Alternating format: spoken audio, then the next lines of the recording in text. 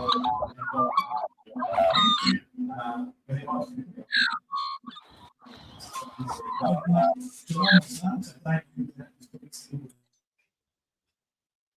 right, g'day guys.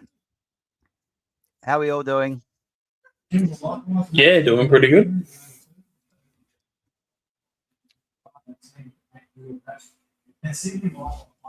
Oh, that's better. A bit of an echo. My system's running a bit slow here. There's a bit of a delay, so I might have to do. Voidy says do an Attenborough style narration. I'll work up to that, Void. I've been known to do a bit of David Attenborough. Who we got here? How we going, Ultimate? Shawnee? Yeah, doing pretty good. Just waiting for the game to start. So yeah, happy to talk some footy, and then we get stuck into the Brisbane Lions. Yep. So I thought there's always like a nervous sort of hour and a half after Anthony finishes, and I thought why don't we fill this gap, and it'll go quicker. We'll get to first jump. No, we're calling it first ruck, aren't we? First ruck. Just whatever people like to call it is what we're calling it, because if I can avoid the whole situation entirely, that's probably for the best. Because thankfully that when it comes to AFL, there's so much more than a ruck contest. So there is, but you're pretty excited about the ruck contest at the moment. Oh, I mean, not the conversation around it, because I've got to figure out what is it, like first jump, first leap. Can't even call it first leap because not all ruckmen are going to leap at it, but yeah. It's already too confusing as it is. So yeah, if we can just ignore the first, 5 seconds in the game, and then we worry about everything else, and yeah, we're pretty good after that. But all they need to do is just keep the bounce for the start of the game. Then it would have been good. It's a good way to start the game, and then throw ups from there. Yeah, but then you're implying that the AFL are capable of making quality decisions. So I wouldn't be putting too much trust and faith in that area. Now, what did I was on for the first couple of hours with Mick last night, and when I came home, I watched the third hour. I fell asleep and didn't get into the fourth hour. Mick said apparently he was ready to shut the show down, and subjects changed, and it pushed on for an extra couple of hours that he wanted it to. So yeah. No, because he asked me that, do you want to shut the show down? And I don't know I don't know if this is a good thing or bad thing for me, but I've noticed I find it pretty difficult to say no.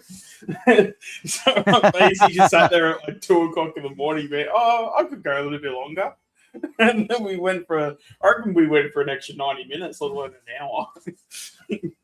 So yeah. I don't know what time we finished, but I reckon it was like 2:00, 3:00 in the morning. Which is probably not great for sleep, but I would like to hope it was pretty good for. I would like to hope it was pretty good for the viewers, though. Got into some a few things football wise, and probably things that weren't so football. That hospital story I haven't told. I was planning to tell it at some point, so the fact that I told it last night, that was the interesting story that I've been holding on for a couple of years now. And then just health updates, things like that. So yeah, everything's. I'm sorry, I've just turned it all into myself, but That's it was a pretty good stream and everything. So yeah, the fact that it turned out the way that it did, I would call it a success for sure. It was a good time, Good vibes. Yeah, as I said, I had to go out, but to get back, and I was like, there's 4+ hours. It's like awesome. So I got kick back, had a very late dinner, and then it was about the 2.5 hour point, and Mick was sort of okay, ready to hit the hay, guys. And I'm like, what? There's like an hour and 20 minutes to go. Yeah. I thought, what's happened here? Did he leave the stream on by mistake? Brilliant. Yeah, I mean, I think I made it pretty evident that I'm pretty laid back. So, and again, it's just one of those things. I just sort of struggle to say no. I've noticed Benny and Chris are also muted as well. So, is that have they muted themselves or? Yeah. Sorry, that was just me, mate. Okay, yeah. And Okay. Chris is okay, and now Chris is on mute. Okay, I was just curious on what was going on there. But yeah,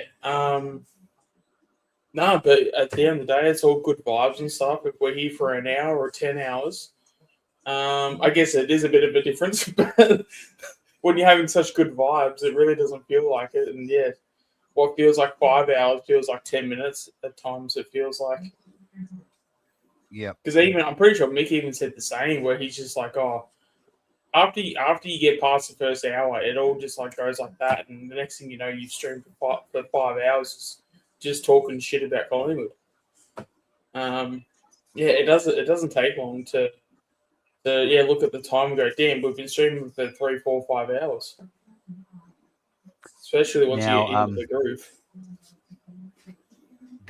I think his record was 7 hours. And that's when he was off to bed, and he said, I said, no, I think he said, I've got to go unless you guys want to keep going. And we said, yeah, we can keep going. Yeah, sure. So, was it you and me and someone else? Yeah. We just kept going for a couple of hours. Yeah, probably Chris. I think Chris probably tagged along. How are you, Chris, by the way? And mate. Sorry, mate, to not say hello. How you doing? Hey, Matt. Yeah, no, that was probably the best threesome I've ever had. Well, I reckon. I was like disappointed. I can you hear me? I couldn't. Yep. Can you hear me on Anthony's stream? Anthony couldn't hear me. I was sort of disappointed I didn't chat to him. Yeah, I think you were sort of the connection wasn't perfect, but yeah, I didn't think it was like bad enough because I mean I could hear you and stuff, but you were cutting out little bits here and there. But it seems like it's a lot better now. Yeah, I'm hearing you fine, Chris. And how are you, Benny?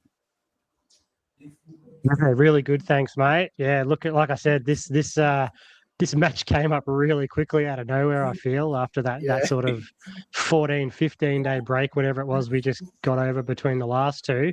But I'm up for it. I'm ready. If we evolve this into a kind of watch-along, we can be in and out and having a chat. That'd be good fun. Bit of stress relief in between would be nice. That's good fun. Yeah, we can keep it on for sure, I guess. And come in here and rant and rave in the chat. Now, have you had your steak? Yeah, get Matty on. Hey, not yet, but I will vanish at some point and give it for half an hour and give it a quick cook and get it done. I got to have my pre-game steak, mate. That gives me the energy to get through. So that's home and away. You do that. If I'm at the game or going to the game, I stop in at one of the restaurants down on South Bank. But if it's at home, I'll cook it beforehand. Or if I go somewhere else, I'll sort of insist, hey, can we make a steak? It's just a ritual. Tonight we've got a Wagyu Scotch fillet with 12 grade marbling, so it's going to be a good one. Ooh, nice and fatty. I don't even know what that means, but that sounds great. It's good, great. You'll love it, mate. Means that they're feeding the cows a lot of carbs, Shawnee. Yeah. Oh yeah, lots of grain fed. Yeah. Yeah. Hey, Manny's waiting for you backstage, Matty. Okay, I'll let him in. There he is. Hey, Manny.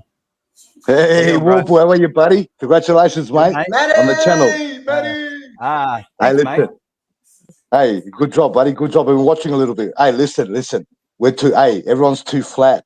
It's time. It's time to start fucking launching. Yeah, they're gonna get their pants pulled down tonight. I'm telling you, I've got a good feeling about tonight. It's gonna be on, mate. It's time to show them who the big boys are. We've got to take their spot now. It's our year this year. They've had 2 years now. We had one. They had 2 years. Now it's time for us to take the fucking next one. Simple.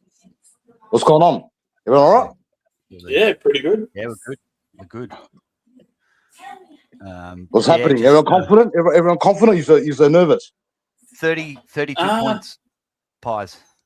Yeah, I'm nervous. I'm kind of in a position where I'm sort of a bit sort of numb to it, to be honest. Like, I'm not feeling either way. But I'm also confident with what we have. So yeah. I'm confident. I'm confident we're gonna have a really good performance. But I just don't know if it's going to be like a close win or a blowout or anything like that. But I just know the people that we have at our disposal, it's good enough to get the win. I'm just not. What? Yeah, I just don't know where it's going to be results-wise, other than it being a Collingwood win. Because like if we lose against this Brisbane side, then it's like it's not like a game. It's not like a game where we might as well pack up the season, but. God, like for a Brisbane team this underdone, like we need to beat them and hopefully beat them by another 5 goals plus, but like we did last week. But yeah, this like needs to be a game where we need to probably win, or we need to take the 4 points home. But we also it'd be good for the confidence and at least from a supporter based point of view, just to walk away going, damn, we can actually beat sides well now. So if we can walk away with 5+ goals, that'd be insane. That would be awesome. That's what we're going to start well. We're going to start well. We know, boys. We know. We can see him, boys. Don't worry. We can see him. You can tell. If they come out now and the ball gets thrown up, Ryan Steen starts doing damage and his body's getting hit hard, right? And there's heaps of pressure on, and they're folding forward. We'll know we're on. If I want to see them come out the first fucking ball up, I want to see pressure. If we can give the pressure.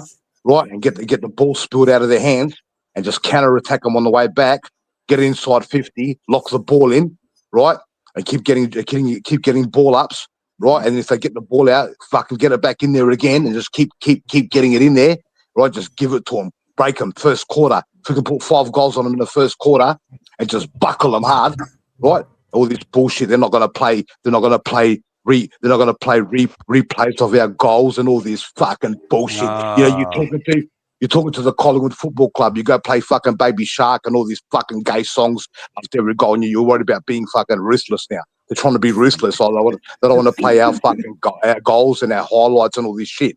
Hey, we don't want to watch highlights. We want to see it in reality. We want to see the ball going through the big fucking post, mate. We don't need to see highlights. If we want to see highlights, we'll go home on Foxtel and watch it on fucking TV again. Yeah, if they won't play our highlights, we'll just kick more goals and they can watch that. Exactly. Yeah. Simple. And I don't want Nick to have a good game tonight. I want Nick to have a standard game. The only thing that makes me nervous, and Manny would agree with. Go, Chris. The only thing that makes me nervous, Manny would agree with me, is like maybe Lipper would make me nervous tonight, Longing and Sullivan. I'm hoping they all have big games, or else that does make me nervous about tonight. It has to be. Yeah, it has to be tonight. I don't want to see Nick. I don't want to see Nick have a breakout game again. I want to see Nick have an average game. I want to see 5 fucking other fucking passengers, right? Get coaches' votes. We need 5 more players to get coaches' votes. I'm sick and fucking tired every week of us relying on a 22-year-old kid, however old he is, to get the job done. Lipinski, you pussy, I'm watching fucking you. You got it? You put your fucking head over that fucking ball. Do you understand? Right? All of them. Longy, don't take stupid kicks. Handball received. That's your fucking job. You just don't worry about kicking the ball. Get the fucking Dacos boys on the outside, right, and get the job done. Simple. We don't want Nick to play good every week, because if Nick does that, that means the other players aren't performing. They're just fucking passengers. Get the fucking job done.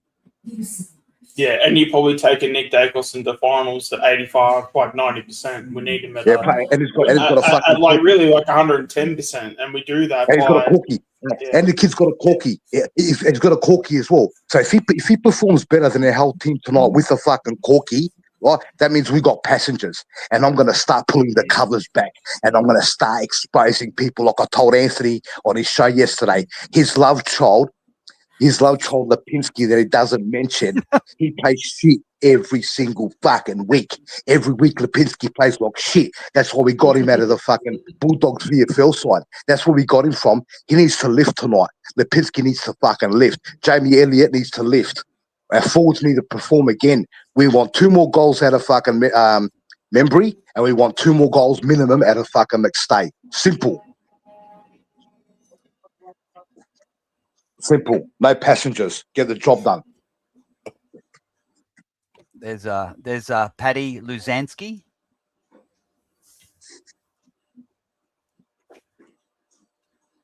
Also, take our chances. If we got step shots in front of goal, you take the chances. Make the fucking goals count. Don't let them. If we can get shots on goals, put the goals straight through. Don't start missing, right? Otherwise, it's going to be fucking. They're going to come back at us at some stage. At some stage, they're going to click into gear if we got them, and they're going to try run over us. So we've got to take all our chances when you're up there. Have to.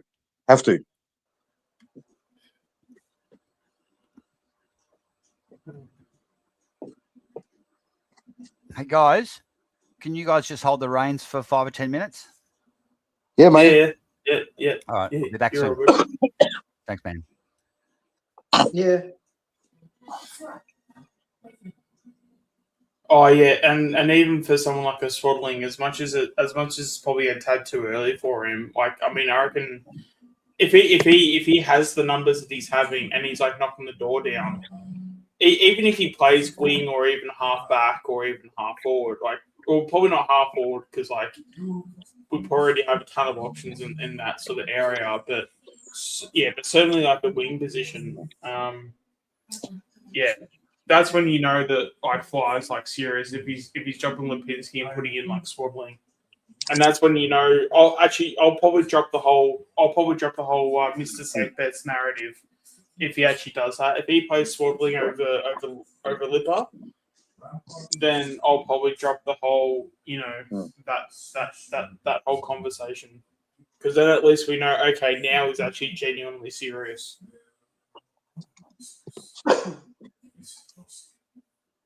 Got to be held accountable, buddy. Has to be held accountable. There's kids in the VFL waiting for fucking action. You got Angry Anderson.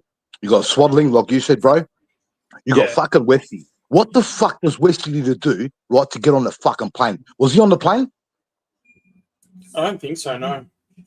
So what? So you got. Oh, so this how it sounds, right? This is how dumb it is. Yeah. You got a kid, Westy. He just signed on for 3 years.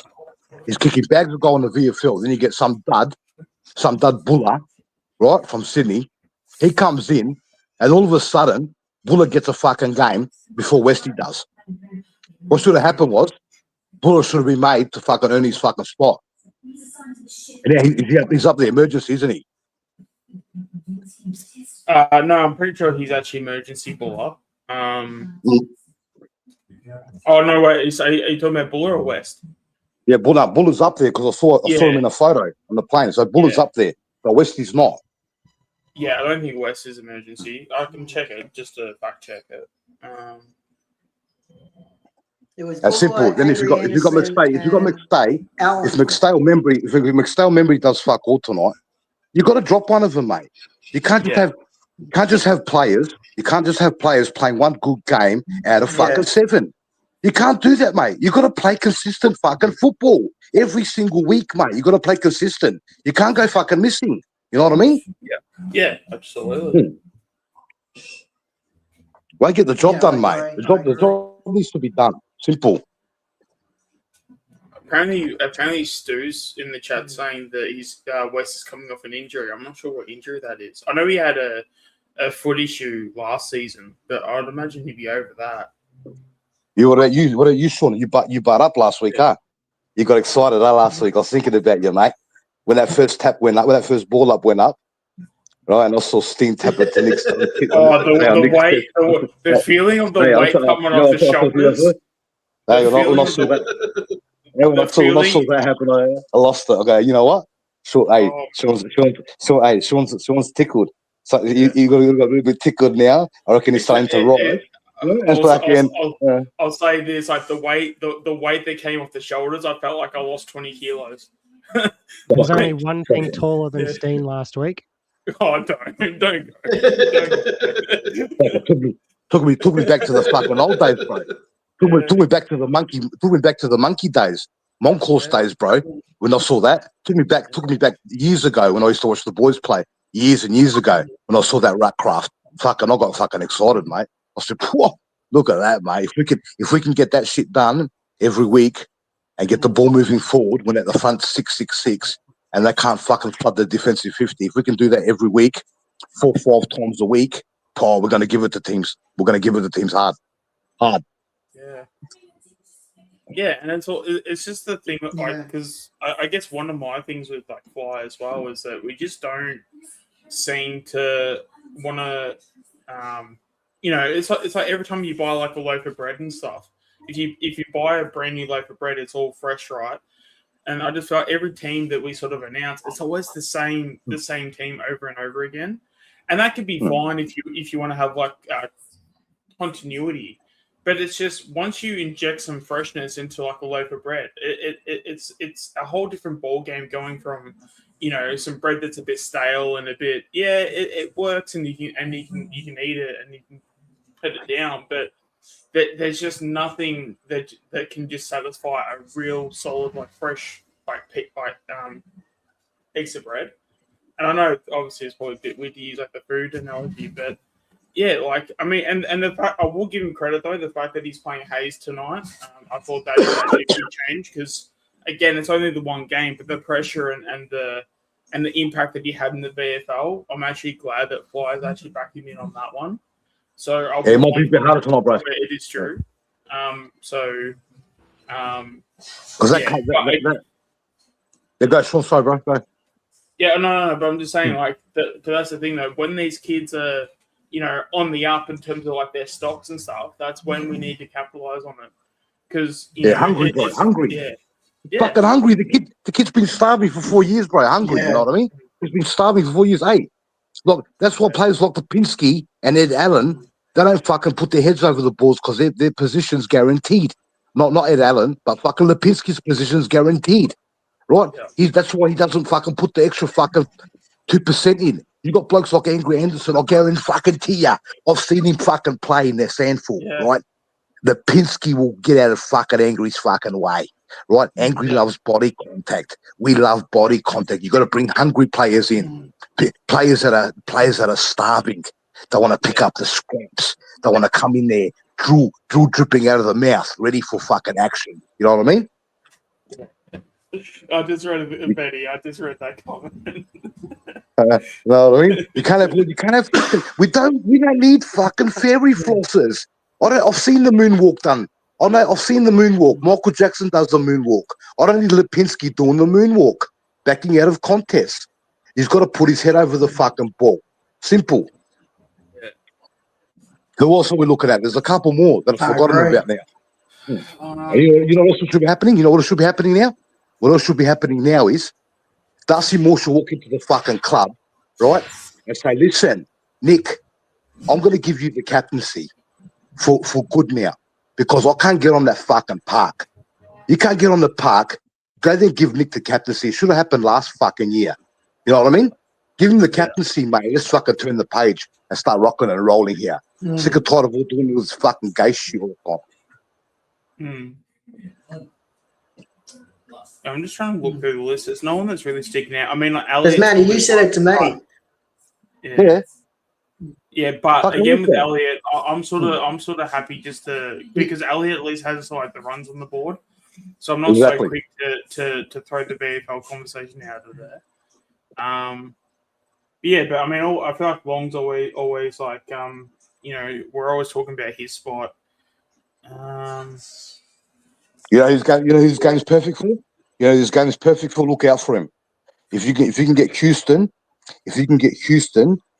at the back of the centre bounce square, If you can get him right there on half back, Houston, because the ground is short, and you can give the ball to Houston, and if he can hit targets inside 50, he'll be on because it's a short ground. If we can get the ball into Houston's hand tonight, in Houston's hands without much pressure coming towards him, if he's out open, shoulders out, and he can look inside 50, he can hit targets from that fucking line there, all the way inside 50 and get the job done.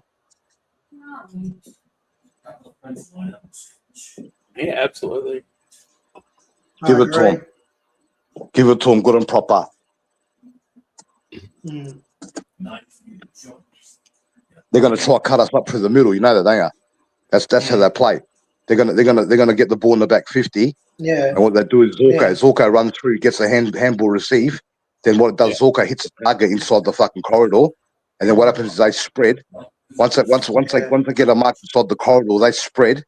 And then what happens is they chip the ball up one more time. So they go chip, chip, chip until they're near the launch site. Just outside 50 is their launch pad. Right, and then they launch the ball inside 50. That's what they do. If we can stop that ball coming outside their 50, if we can push up on them and stop them getting that small chip kick, we're laughing. We've got him. Yeah. We've got him.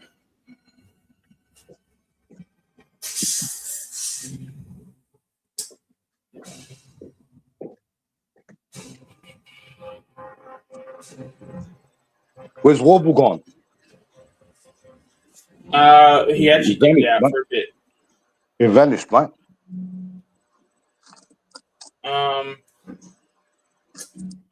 Does anyone in Brisbane Warrior tonight?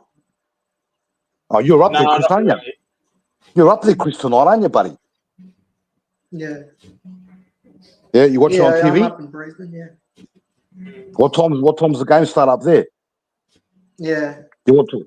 Well, how far is Brisbane? How far is Brisbane ahead of us? Oh, so you're earlier.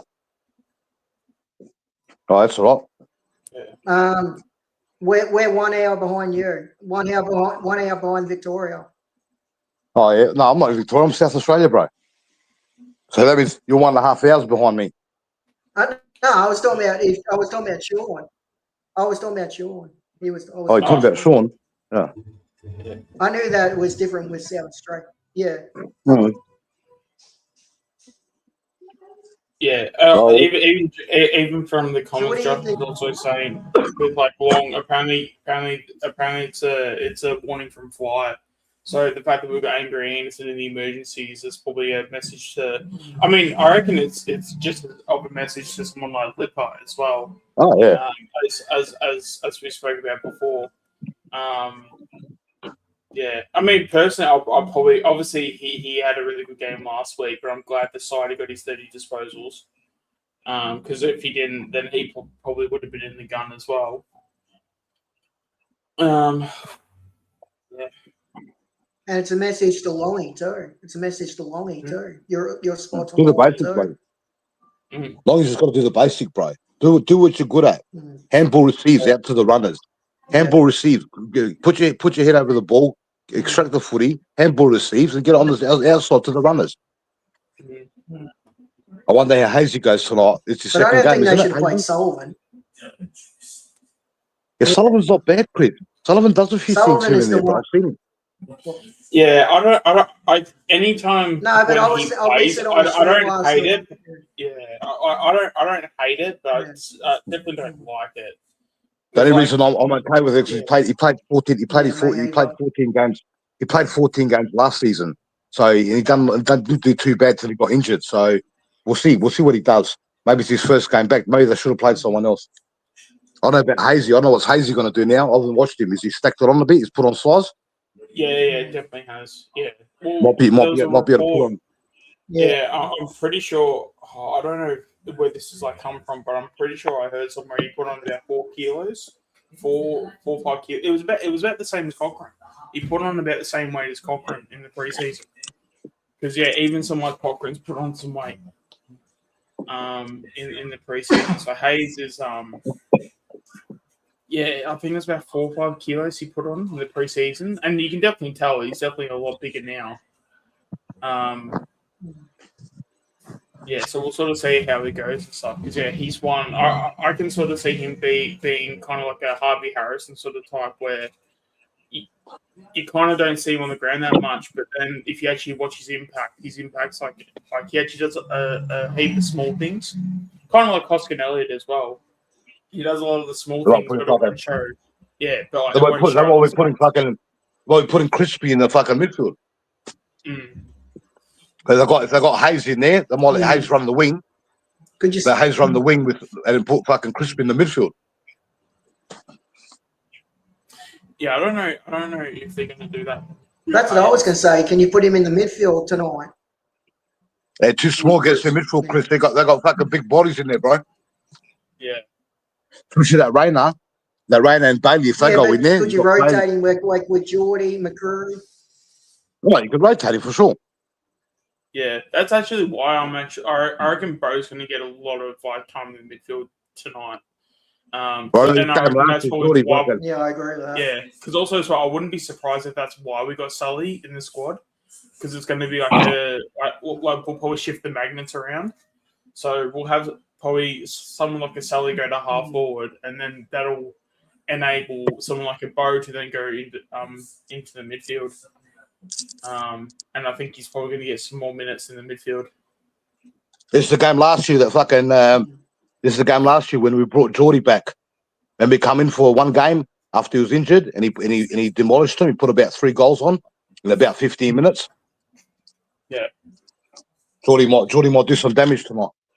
I'd love to see that. Yeah, well, it's been I think 4 games. To see that tonight.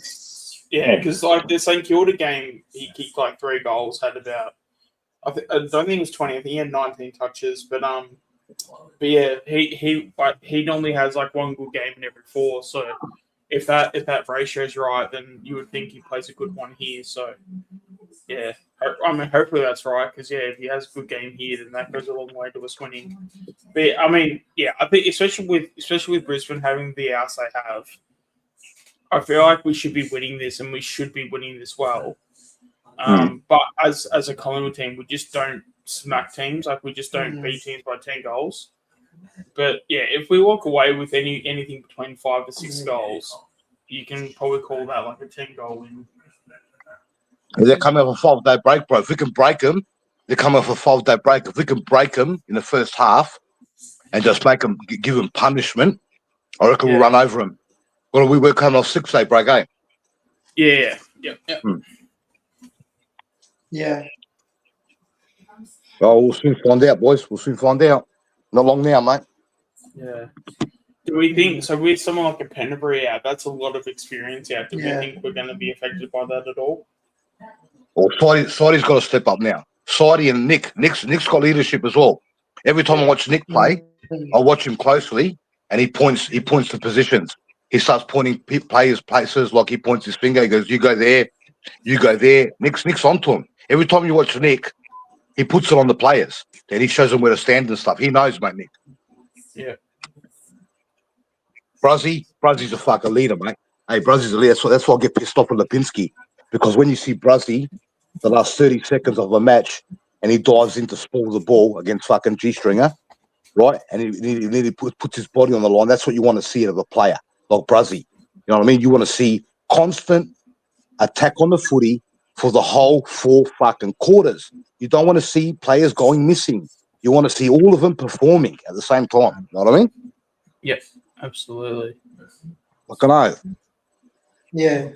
That's all I keep saying. I don't get why they keep playing him. Just drop him. I think he's shit. I think he's shit as well.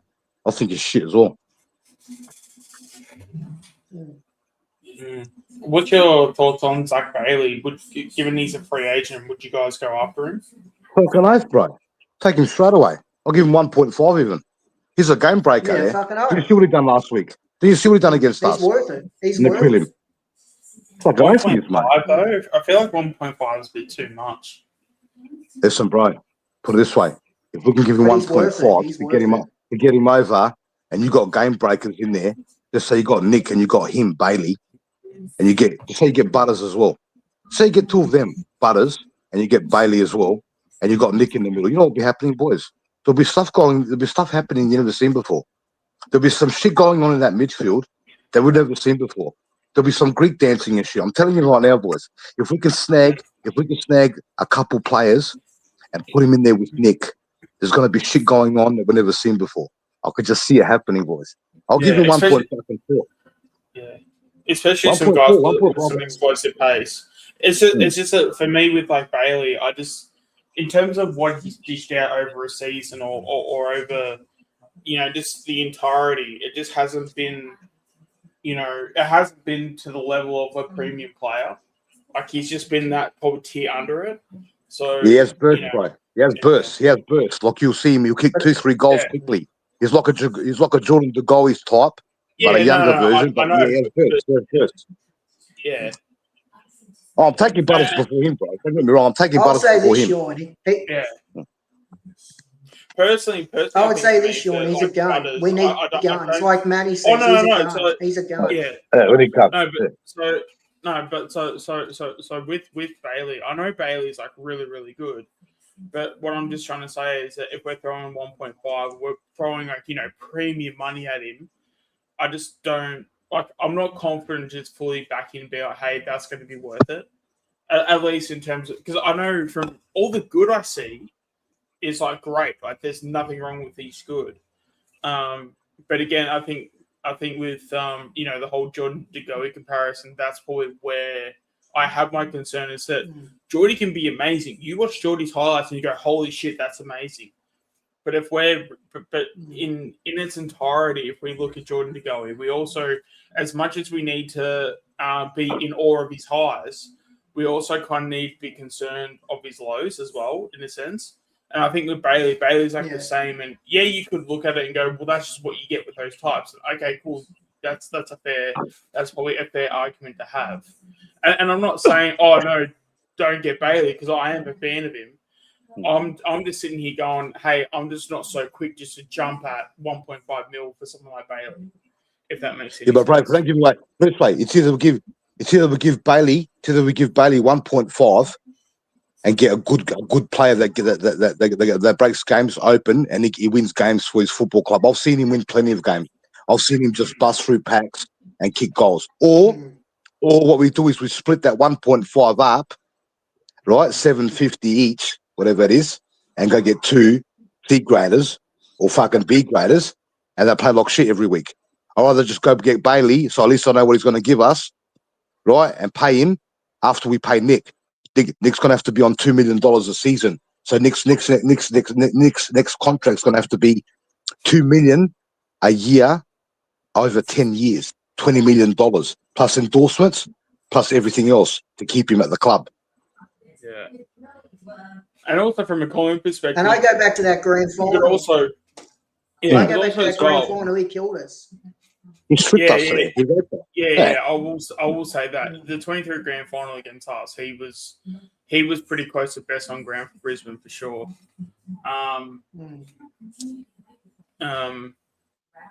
God, I had something now, I've forgotten it.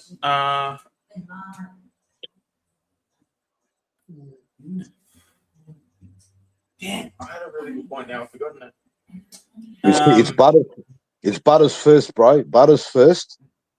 Then get I just don't see. That's the thing. When it comes to Butters, I don't see Butters as an option at this point. I think the whole Butters to Dogs is so locked in at this point. It's not even funny. Like, bro, I can't do that, bro. Unless I see those papers stamped, bro. Unless I see that fucking that bill go ding on trade night. I'll keep fucking hoping, bro. Because I'm telling you. Oh yeah, no, for sure. I'm just saying it's an expectation. I'm not putting too much eggs in the basket. Obviously, I have the one egg in the basket for him for sure, but in terms of like hope and stuff, but I'm not really, But I mean, also as well too, there's also other free agents you can also get on the cheap. Like there's a lot of like defenders that are going to be on the free agency market, like Jordan Butts and also the defender from the Dogs. Huku Kamas. If you want to go, if you want to go down the cheaper route, and I know it's like defenders and stuff, but that's where I'd actually be really happy because like, if we've got like, because I know the media are talking up like we've got this war chest, whether that's true or not, who the hell knows? I mean, Lewis is an interesting one. I would No way, bro. wanna know- Hands off him, mate. I won't touch him with a 10-foot pole. Even King. No, I won't no. touch King either. No way. Yeah, I would at least want to know what the price is first. But like, yeah, anything that's like premium, No it's like way. nah, absolutely not. I'd rather If take you what's get his him- name. I'd rather take what's his name in the VFL from fucking from Hawthorn. Deer. Let me ask you. Cashier. Yeah, Cashier. I'd rather take him than Lewis. Yeah. yeah, because especially with Lewis, those injuries I think are. a Sean, big let me ask you a concern. question. Yeah. Yep. Go. Let me ask you a question, Sean. Who would you pay 1.5 million for if you could get from another club? I mean, Zach Butters is like the first one that comes to mind, but again, I just think I reckon it's a done deal to Bulldogs. I reckon happening, Sean. I reckon Nick But he hasn't Dacos is signed yet, talking but to him. so- I yeah, reckon, yeah, I reckon Nick Dacos is talking to him. yeah. And you know what? Nick Dacos is telling him, if you go to the Bulldogs, you're only going to play with Bond for another 3-4 years. Then Bond's going to retire, right? Then you're going to be alone again. If you come here with me to Collingwood, and we get together for the next 10 years, I reckon we'll pop off 2-3 premierships minimum. Yeah. And all this, even Darcy Moore, he's that much of a dickhead, right? I heard him on Agenda Setters, and then one of the boys asked him a question. They said, "Oh, when trade targets come up, do you call them and ask them to come over to the club?" And you know what Darcy Moore said? Oh, sometimes, not really. Yeah, because Nick doesn't fucking know. Nick's always on that fucking phone. Darcy Moore does nothing. Yeah. I mean, but that's the thing though. Can he really like flat out say, "Yeah, I'm on the phone to a player every week"? Put it this way, bro. Put it this way. Hey, when you got He doesn't when you have got to the say. best He player, doesn't have to say it. when you're the best player in the comp, and you're calling out players, and you've got respect, and you're telling them, "Hey, listen, come and play with me. I'm the best player in the comp, and we'll get the job done." People listen, bro. I'm telling you, they listen. It's not like a shit kicker calling.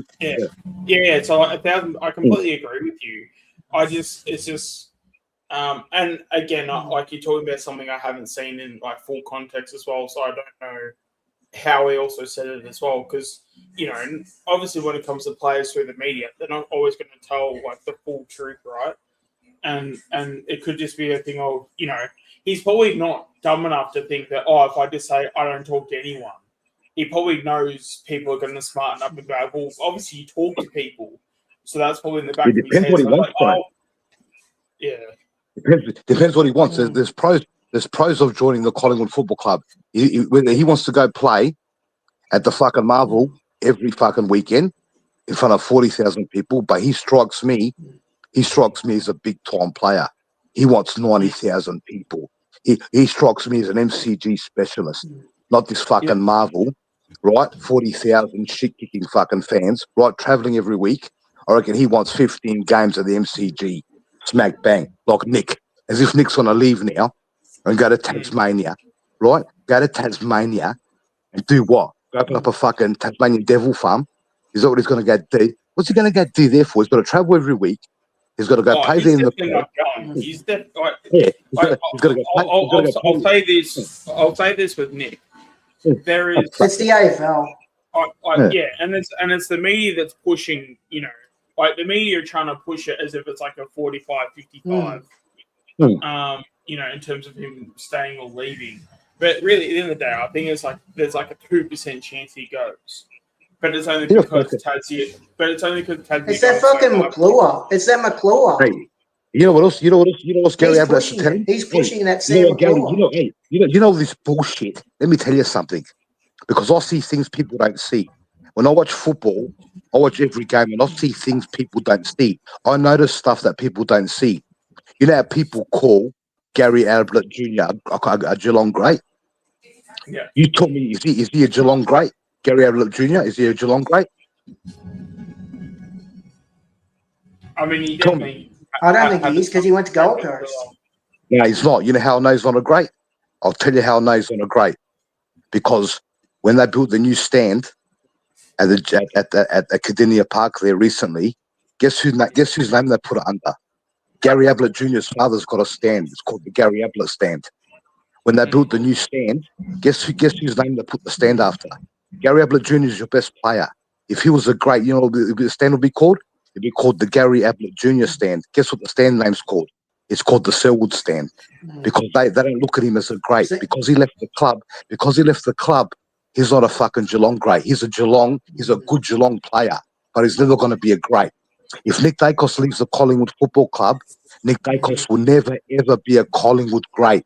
His father, Peter, will be a Collingwood great. You don't go get the top, number 35, and pull it away from what we had it as for the first-year draftee.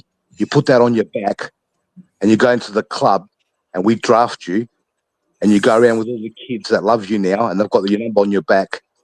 You get made captain, and I'm telling you, he'll make $50, $60 million from ending up as a Collingwood great. The amount of money he's going to make from all the fucking endorsements, he'll make mega dollars. I'm telling you. Yeah. All this bullshit about Peter not going in the fucking clubs and all this fucking bullshit. You know what I mean? Crap. Yeah. Yeah, but also in saying that, to have it as a Joel Selwood stand, like that's a pretty high bar to sort of overcome. And but in saying that, I will agree that in the sense of the fact Ablett going over to Gold Coast, yeah, that probably screwed it in terms of Ablett probably would have got it if he stayed at Geelong full time. But exactly, that's what I'm trying to say. But in saying that, exactly, that's right. But also as well, the Selwood name at Geelong is massive. And especially because he was captain there, he basically, he wasn't the face of the success, but he was the one to obviously continue the success on. Because what was it Tom Harley and all those guys were probably the ones that started that culture, and then Ablett was the one that sort of kicked it into overdrive. Yeah. Oh, we'll just have to wait and see, mate. Another 3 years, we'll see what happens. Made a mistake. Yeah. I don't think he goes.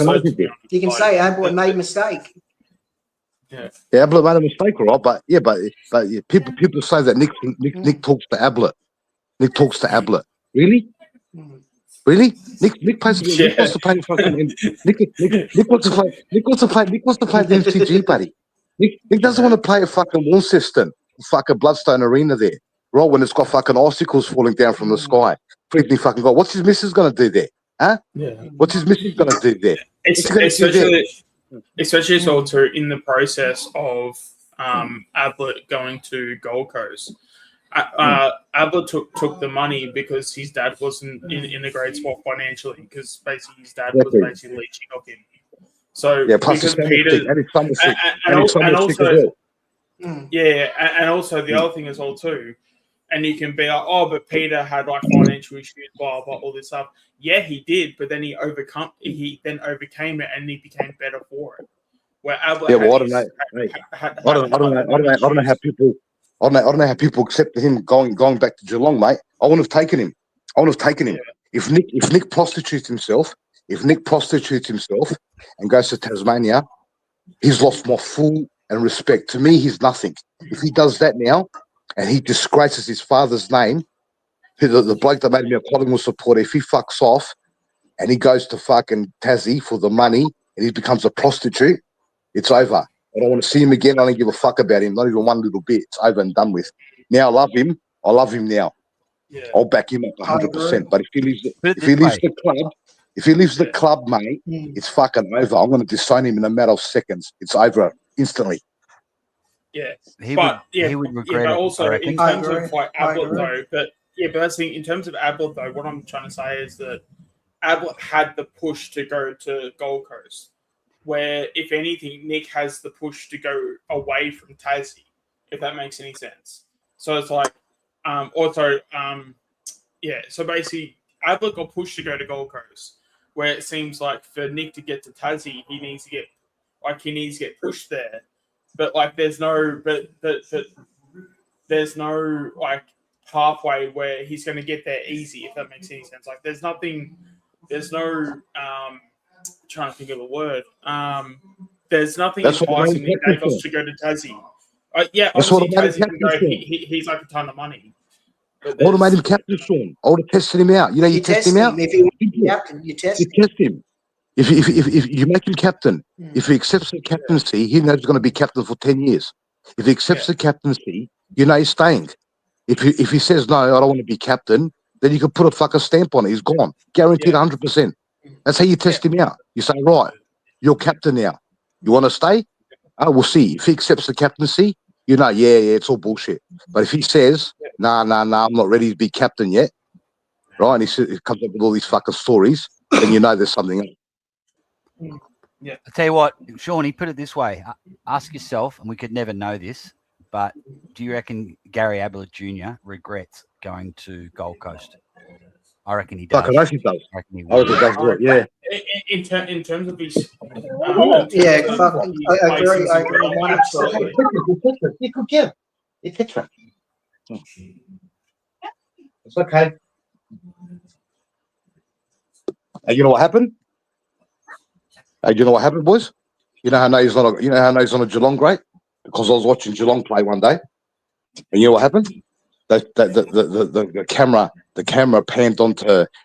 panned onto fucking Gary Ablett and his missus and his child, and no one even clapped, nothing. Normally when the camera pans onto a great, like when they pan onto Peter Daicos, and the crowd goes crazy. When they panned onto Gary, it was like real subdued. Like people have got that bad taste in their mouth. You know what I mean? It's just fucking. There's something not right about it, bro. There's something not right about it. Anyway. Oh, we'll see. Shall we talk about something else? Yeah, what are we talking about, boys? How long we got? 1 hour? I want to go back onto the forwards. We've got 50 minutes till the first ruck. So I want to talk about. I was just listening to you guys earlier talking about the forwards, and a month ago, if you'd told me who's my number one I want to get, it was Ben King. But since I watched the VFL last week, the first quarter of our VFL showed what our future is going to look like. First thing I want to talk about is Jack Buller got dropped. He went back to the VFL and he was asked mainly to play as a ruckman. He did a really honest job. He was kind of like Brodie Grundy. He was a poor man's Brodie Grundy. He got 20 touches. He was playing like a ruck rover. In the first quarter, he played in the forward line a bit. Two beautiful leads and marks, kicked the goal. All right, so that's Buller. They've got West. He played a great quarter as well. He could easily be included in the side, which I probably think he should be. Then you've got Noah Howes as well, and also young McCarthy. So now I'm thinking, if we've got those four blokes, at least two of them are going to develop into a really good key forward, and McCarthy probably a key ruck. So now Ben King at the bottom of the list, and if we do go for a forward, it'll be a lesser forward who won't cost us as much. Someone we can get for under $1 million, 900,000. So maybe that's a Jed Walters or a Cal Shadir or a who's that other bloke from Hawthorn? Lewis gets injured a lot, but someone we could get them for unders. And maybe we don't even need a big key forward if these guys develop. So I'm back to number one. I want Butters, and I agree with Manny about he will want to play in front of big crowds. Who wants to play at Marvel? Exactly. Come on, we're crying out loud. So it's not all about that. I know he did support the Doggies as a kid. The other factor is now a lot of Collingwood supporters and content creators, they've all been glass half empty about the Pies this year. Most people saying, we're going to finish in that sort of 7 to 10. We might be playing in the wild card round, right? And I think a lot of that is protective. It's protecting yourself so you don't get your hopes up. But I think with the inclusion of Steen and a lot of pressure on positions, there's going to be a lot of competition for spots. I really think we are really going to be in contention for top 4. I tipped us on mixed stream minimum. I think we're going to make a grand final, and I'm as strong as ever on that. Now, why that's important that we finish at least top 6, hopefully top 4, is then we're much more likely to get a Butters or a Zach Bailey, because they will want to come not only to play in front of big crowds at the MCG, but be competing for a flag. So that's really important that we don't just have a year where we have a year off and yeah, we want to play the kids. We really need to be competing to attract those big fish. What do you guys reckon? Yeah, bro. I agree with you 100%. You know who makes forwards look good? Good midfielders, bro, because they get the ball to them. Absolutely. You know what I mean? So you got good mids. Yeah. You don't need good forwards. I'm telling you, he's got to put, bro. I say every week, man. It drives me crazy. He's got to give Westy fucking 4-5 weeks in a row, bro. You got to put the kid in there and let him get used to the speed of the game. Give him fucking 4 weeks. Tell the kid, right, I'm going to give you 4-5 weeks to go out there and perform. If you don't kick a goal in the first week, that's fine. I'm going to give you 4-5 weeks, though. Let him get used to the game, and you never know. Fucking Brisbane puts fucking Logan Morris in there, bro. Right, he's fucking 19. And see what he done to us? He kicked 6 fucking goals on us, bro. That's on Darcy Moore, remember? Yeah. You got to give the kids. You got to give the kids a chance, bro. Especially if the other dickheads aren't performing. You know what I mean?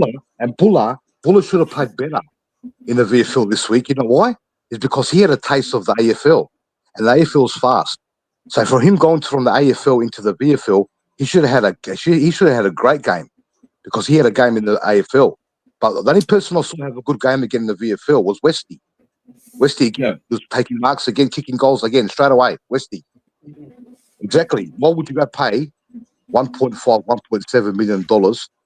And first of all, King's not a pack mark. He's a run and lead. He's a leading forward. He doesn't take clunks in the packs. He's more isolated, one-on-one. You know what I mean? I reckon Westy's a bust pack fucking specialist. And we've got Steen as well. Steen come in, and he took a mark in the goal square, and he kicked a goal in his first fucking game. You got players like McStay go missing for 2-3 games. You know what I mean? Yeah. I haven't seen someone take a pack mark like that in the goal square for Collingwood since Travis Cloak. Now he goes back and misses that goal from the goal square, but apart from that, yeah, it's exciting. Bro, when I saw that tap work from Steen, I barred up. I'm telling you right now, because I know that's been one of our biggest problems. Because I say every week, bro. I say that Darcy Cameron, he can't jump, because I watch him, because it's stuck in every center ball up. I'm watching what happens, right? And Darcy Cameron, he can't get up. But when you get up and get that ball moving forward, because what happens is, tonight, you watch what happens. They're going to throw the ball up. Steen's going to start again against what's his name? The bloke they just brought in. What's his name? Right, Draper. Yep. Right, Draper's the jumper. Draper, he can jump as well. So what's going to happen is Steen's going to go up against Draper because he can jump as well. But what's going to happen is Steen's going to punch the ball forwards. And what happens is our mids already know where it's going. So as soon as he hits the ball forward, our mids are on the run to gather the ball, you know what I mean? And that's how we get them. That's how we fucking open up our forward 50 and our forwards get onto the end of the ball. But if the ball drops down in the midfield, by the time the fucking mids pick it up, all the defenders roll back and they block up their back 50. That's when our forwards get exposed, because there's no more space, you know what I mean? They clog the fucking 50 up. That's what we can ask for tonight, mate. Seeing about fucking clearances. I just hope that Fly has the evidence he needs, and Steen needs to take most of the centre rucking and let Darcy do it around the ground, because what I noticed, Darcy was much better in the ball ups and stoppages around the grounds. because it's all body work, and Steenie was getting pushed around a bit. So let them do what they use their strengths. Darcy Cameron around the ground, dropping back, taking the intercept marks and doing those, the body work stoppages, and let Steen do most of the centre square rucks, and then they can utilise their strengths. Exactly, mate. The way I would go, I would start Steen. Okay, Steenie, you're going to do the centre ruck, right? And then you either go to the bench or you're straight down to full forward. Plop yourself in the goal square and have a traditional where if we don't have a cutout pass, pop it down to him, see how he goes. And so he starts in the first ruck, floats down to full forward, and then Darcy takes over. He can go a kick behind the play and take the stoppages around the ground. And if you need to, one of them can go on the bench and have a race. If we can do that, bro, if we can get Steenie down in the forward line, now I'll harass Andrews because it happens every single time, bro. I watch it, it does my head in. I watch it every single time I see Collingwood versus Brisbane. You know what I see, bro? I see they kick it to Harris Andrews taking fucking intercept marks all fucking night long. You know how many TVs are nearly broken, bro? It does my fucking head in. Every single time it happens. So now with no Harris Andrews there, now we might be able to get away with maybe a long kick inside 50 because their defenders are small. They're depleted in defence. Now without Harris Andrews, even Gardner's not there. Even Gardner's not bad. But Harris Andrews, he reads that fucking ball beautifully. He always picks her off. You know what I mean? Yeah, they just seem to look for him. Andrews. Yeah, maybe they say to Steen. I'm telling you. They say to Steenie, okay, mate, you're going to do the center rucking. As soon as that's done, you are going to go down and make sure that Harris Andrews doesn't mark. You don't have to mark it yourself. Just make sure Harris Andrews doesn't mark it. Yeah. And if he does that, that'd be a great job for him. Yeah, but he's not playing tonight. That's what I'm saying, bro. He's not playing tonight. Harris, because he's not playing tonight. I reckon that's how we're going to get him. Yeah. I forgot. I totally forgot he wasn't playing. But every other time, they got Tunstall, and this other VFL defender. They got two VFL defenders in. They've lost Gardner from concussion from last week. Gardner's out. He helps Andrews, but Andrews suspended. It's his last game tonight against us. After tonight, he can play again. But he got suspended. Remember, he done something. I forgot what he done. Oh, dangerous tack. Oh, that's right. The swinging arm. He did that sort of. Yeah, the backhander. Exactly. So there's no Harris Andrews tonight. But every other time I see Harris Andrews plays, it does my head in. But tonight, there's no Andrews. So if we can get Steen up forward and get the ball in quickly, they've got to move the ball quickly, bro. You can't let the midfielders. You can't let the midfielders get back and support him. You've got to get that ball in quickly. If that ball goes in quickly and it's 1-on-2, 1-on-1 against Steen, we got him. We got him, mate. We got him.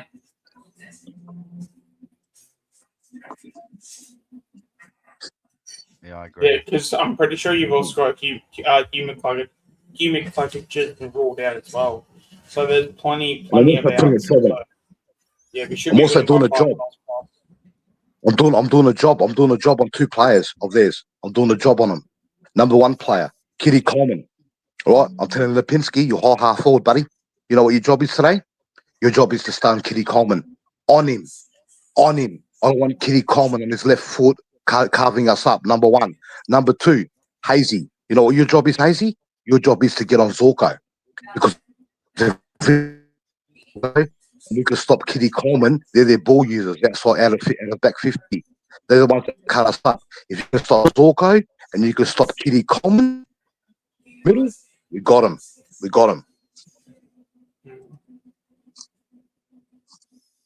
That's how they generate their ball use. They give it to Zorko and they give it to Kitty Coleman, and they're the ones that cut us up. So we've got to stop their ball use out of the back 50. If we can stop that and suffocate them, plus we've got the best defense in the league. Our defense is the best in the league. If we can get the grid happening, get that fucking grid going, all the players are in the grid, right? The whole ground's fucking in that grid. We got them. Do you reckon? Apparently the chat's saying that Nick's walked off the field, and he could be laid out. Holy shit! Don't believe it, bro. Nah, what happened, bro? For Nick to not play, he's got to be fucking properly injured, bro. Yeah, that's why I'm trying to get KO up so I can just see what's Unless he's going done an injury, but not for a corky. I don't think it's for the fucking corky. I don't think you'll play with a corky, guaranteed. They're just talking about. I've just gone back to where they're talking about it. Let me put the TV on. I'll see now. I'll put Foxtel on. I'll put Foxtel on. Let me see. Philly's in. We're fucked. Over. He's doing a fitness test.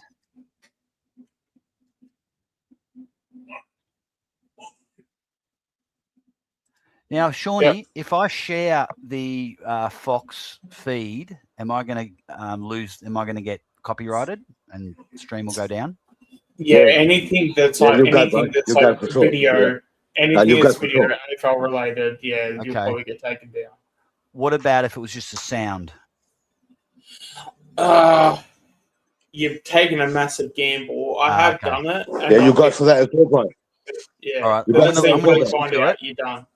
You go for that to it, and I'll just relay what they're saying. Yes, it says Nick's done a calf, maybe. The coach is on. Hold on. The coach is on. No, the coach is on. Hold on. Nick Dacos heavily strapped right calf.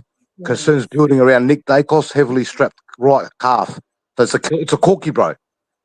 Yeah, he's corky. And Alan just strapped it. And Alan. Oh. And Alan. It tipped as late replacement for Nick Dacos. Oh my God. Fuck, that was a waste of time. Why would you go angry? Why would you go angry? He was. He looked to be shaking his head. No, I think you're saying he wants Angry to play. My God. Angry Anderson. Oh, yeah. Oh, he's limping. It looks like he's limping. Yeah, should get Angry in. Yeah, well, they're talking to Ed Allen right now, so. Yeah, he's on a calf, bro.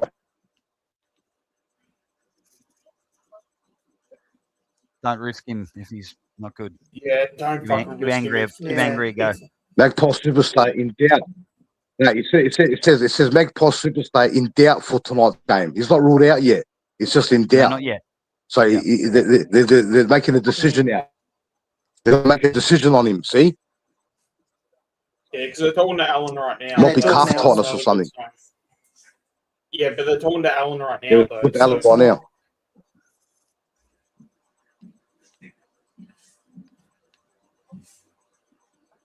See, if it would have said ruled out. It would have said Magpies star Nick Dacos has been ruled out, but it says he's in doubt. So they're testing him now. See? Yeah, but it's all updates. Surely if he's done a calf, they won't be testing him. It must be the fucking cookie. I wonder if he's on the ground. Get on Swoop Luke. Greatness. He might have something. Yeah, because he loves me right now.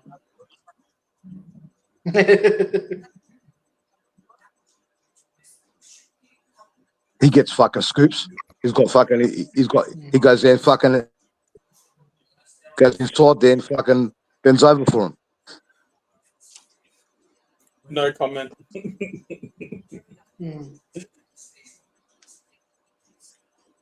Yeah, I can't believe that. They would go Allen over Anderson. I don't get that. If Nick doesn't play. I think it's probably because Nick's more of an outside runner, and then point back at Allen's running over Anderson's. Because you've got Long to do the inside stuff. He's ruled out. Yeah, like Allen's literally preparing right now. All right, that's it, huh? Yeah, he's warming up. Yeah. Yeah, Nick's out. It says he's out. I think he's out. Oh, there you go. What's his name? Just said that. Yeah, it looks like they're making a change.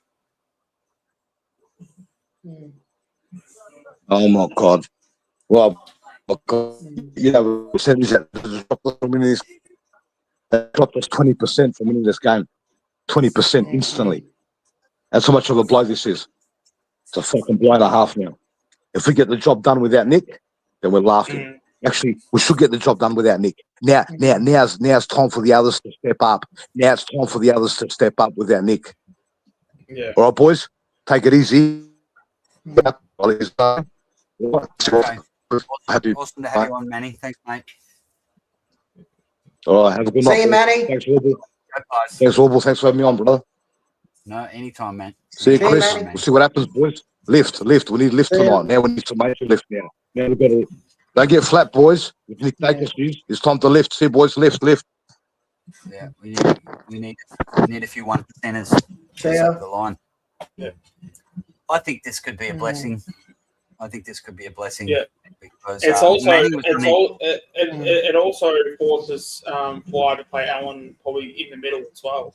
Yep. Because again, because Nick is your outside mid, Allen is basically that outside mid, but if he's getting into the centre bounces, it just seems like this is the perfect. But this is what we should have done last week with Moore then. Oh yeah, We should have done this with Moore. Like when he was limping, he should have like not played the rest of the game. Done the same thing we've done with Nick do with Moore. Yeah, exactly.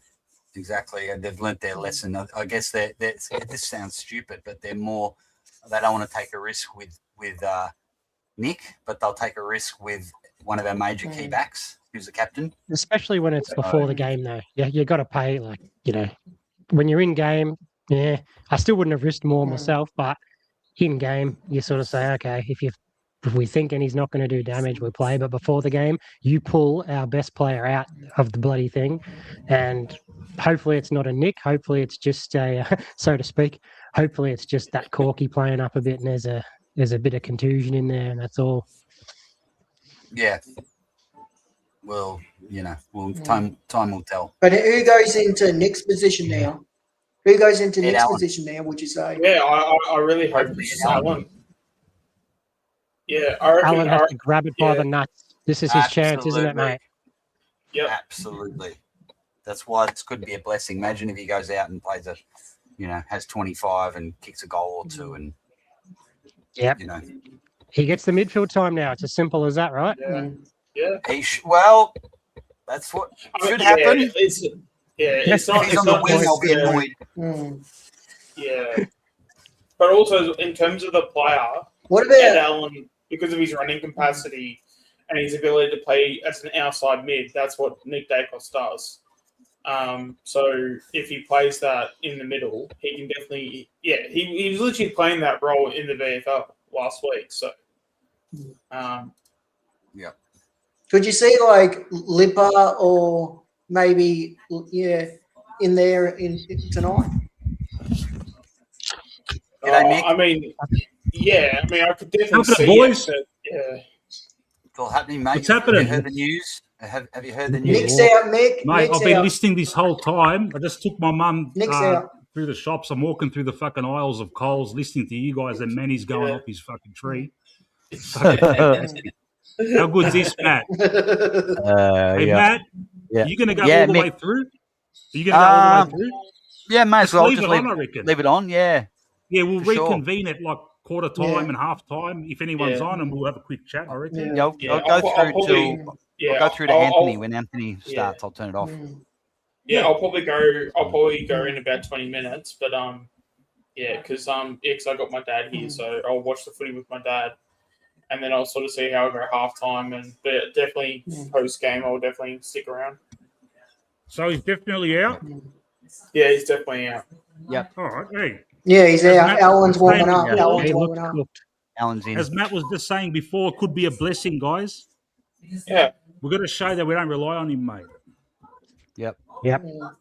See it as a We've got two positive. of them. Remember? They're showing Nick now on TV. Yeah. This is where you're warming up.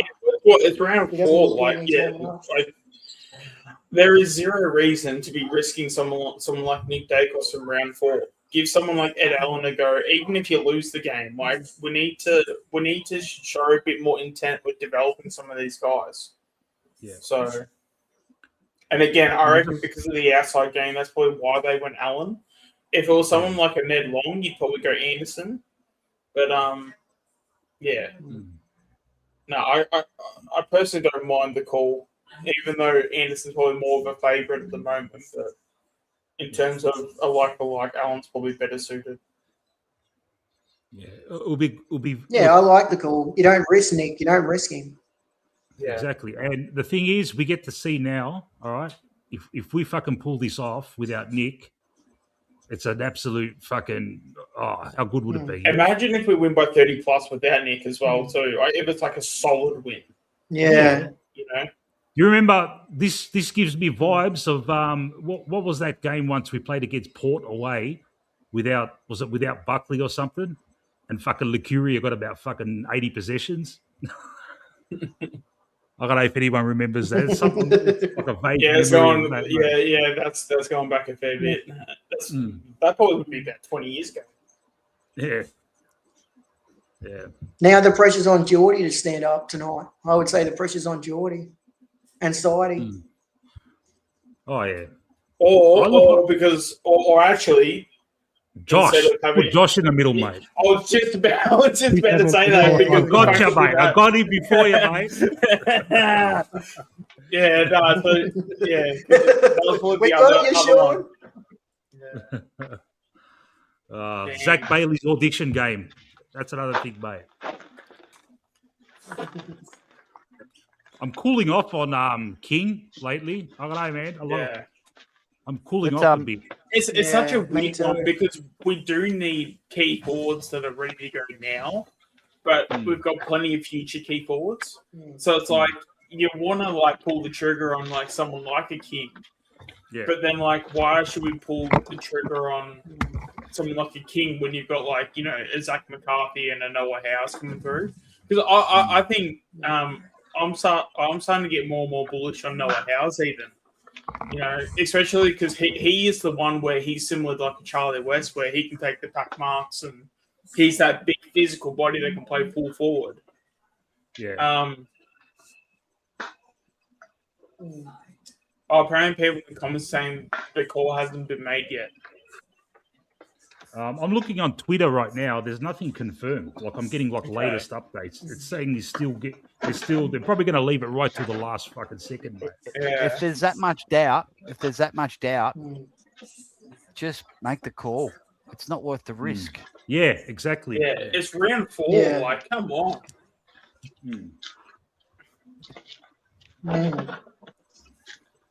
Do they have Anderson in the As room? soon or as I get is confirmation, it just I'll let you Alan know. in the room warming up? It's official. Oh, there you go. Rick saying it's official. Okay, right. Let's move on. Josh There in we the go. middle, Alan in the middle. Let's see what we can do. Yeah. This really is a blessing because if we can beat Brisbane without Nick Dacos, that will be a statement.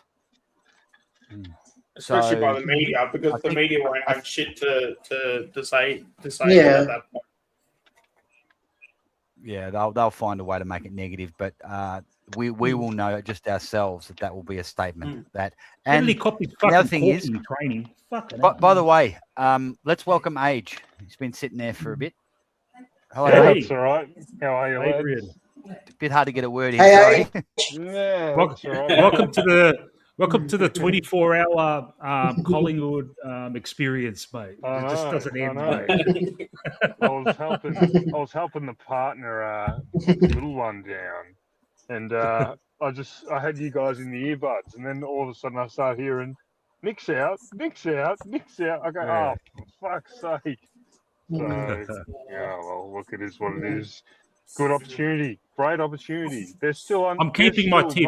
I'm keeping my tip of 8 points. They're still not at full strength. They've still got a great opportunity. I've got a tip of 3 points. I'm actually feeling pretty good about that one now. It's going to be a How win for about the this, Ages boys. my tip was 32 points. I'm going to increase that to 42 points. There you go. I'm doubling down. Mick, this stuff's at my Come prediction. on, Pies. Mick, this stuff's at my prediction. I had Nick playing tonight. That stuff's at my prediction. Oh, man. You think I can be fucked going to the fucking I had Nick spreadsheets getting now and 30%. taking all the fucking tips? Fuck me dead. 30 Technically, disposals had Nick. No, he's not playing. yeah. Actually, Chris, if you want, you can probably make a quick prediction now, just so that you can like get something in, because it's still pre-game. Poor All right, Mick. I'll change it to Josh. Josh will have 30 disposals tonight. I'll change it to Josh. Uh, I'll go Josh. that's actually a really good call, to be fair. Like, especially with Nick out, I reckon, because I feel like whenever Nick is down, Josh is always like the one to sort of pipe up and actually play well. You know what you should have, Matt? A fucking countdown on the screen, mate. Of the Like Yeah. countdown towards the first bounce, mate. Until the game Right, starts. Until the Like game I starts. saw how the squawking magpie went at the start. I don't know how he's going to do with a countdown. Yeah, Yeah. I know. It's a bit. Yeah. At least hopefully people know what a warble is now, even though it was like jazzing out and I thought that was common knowledge. I'm surprised so many people didn't know. I liked it, man. I liked it. I'm surprised how I many liked it, people man. don't know the song Purple Haze as well. I know. Fucking hell, man. Everyone's thinking We're it's getting old. Prince. We're getting old. Yeah. Oh, Getting old, Mick. Fucking hell. Very But disappointed. it is an old from song. Anthony. Yeah. When that was a hit song, it was before we were all I born. like that that was song. like a 1968, 69. It was, or even earlier. That was a Woodstock song. Yeah. And it's a classic song. And everyone what's his name? Anthony said he was going to listen to it after. And I bet Anthony says, "Oh, it's not as good as that." Mate, it's a fucking classic guitar rock anthem, mate. It's Yeah. if I was to play that, that'd be a copywriter, wouldn't it? For sure. Yeah. probably. Yeah, I won't. Yeah. Won't. Maybe what I'll do is I'll look into it and find if anyone's doing a cover. And then Yeah. Mm. Look, Do I we haven't. actually have anyone that can play the song? Any supporters of the channel? That's a good on an idea. instrument or something, because the Yeah. riff is very iconic. The opening riff. Oh, it's like they. Yeah. Yeah, it's one of those songs they play in all the Vietnam movies where they, going over the paddy fields in the helicopter, and it's just an absolute pumping tune. One of the best guitar riffs ever. Okay. So I'm gonna put together an alternate lyrics to it. Mate, got a good feeling, guys. Got a good feeling, even with Nick out. These kinds of situations, fucking, bring out, stuff, mate. We're still, they're still fucking injury riddled. They're still, in shit form. They got the 5-day break. There's still a lot of things in our favour for this game. Steen's going to give us extra clearances. I'm going to keep the fucking good vibes, mate. Yeah.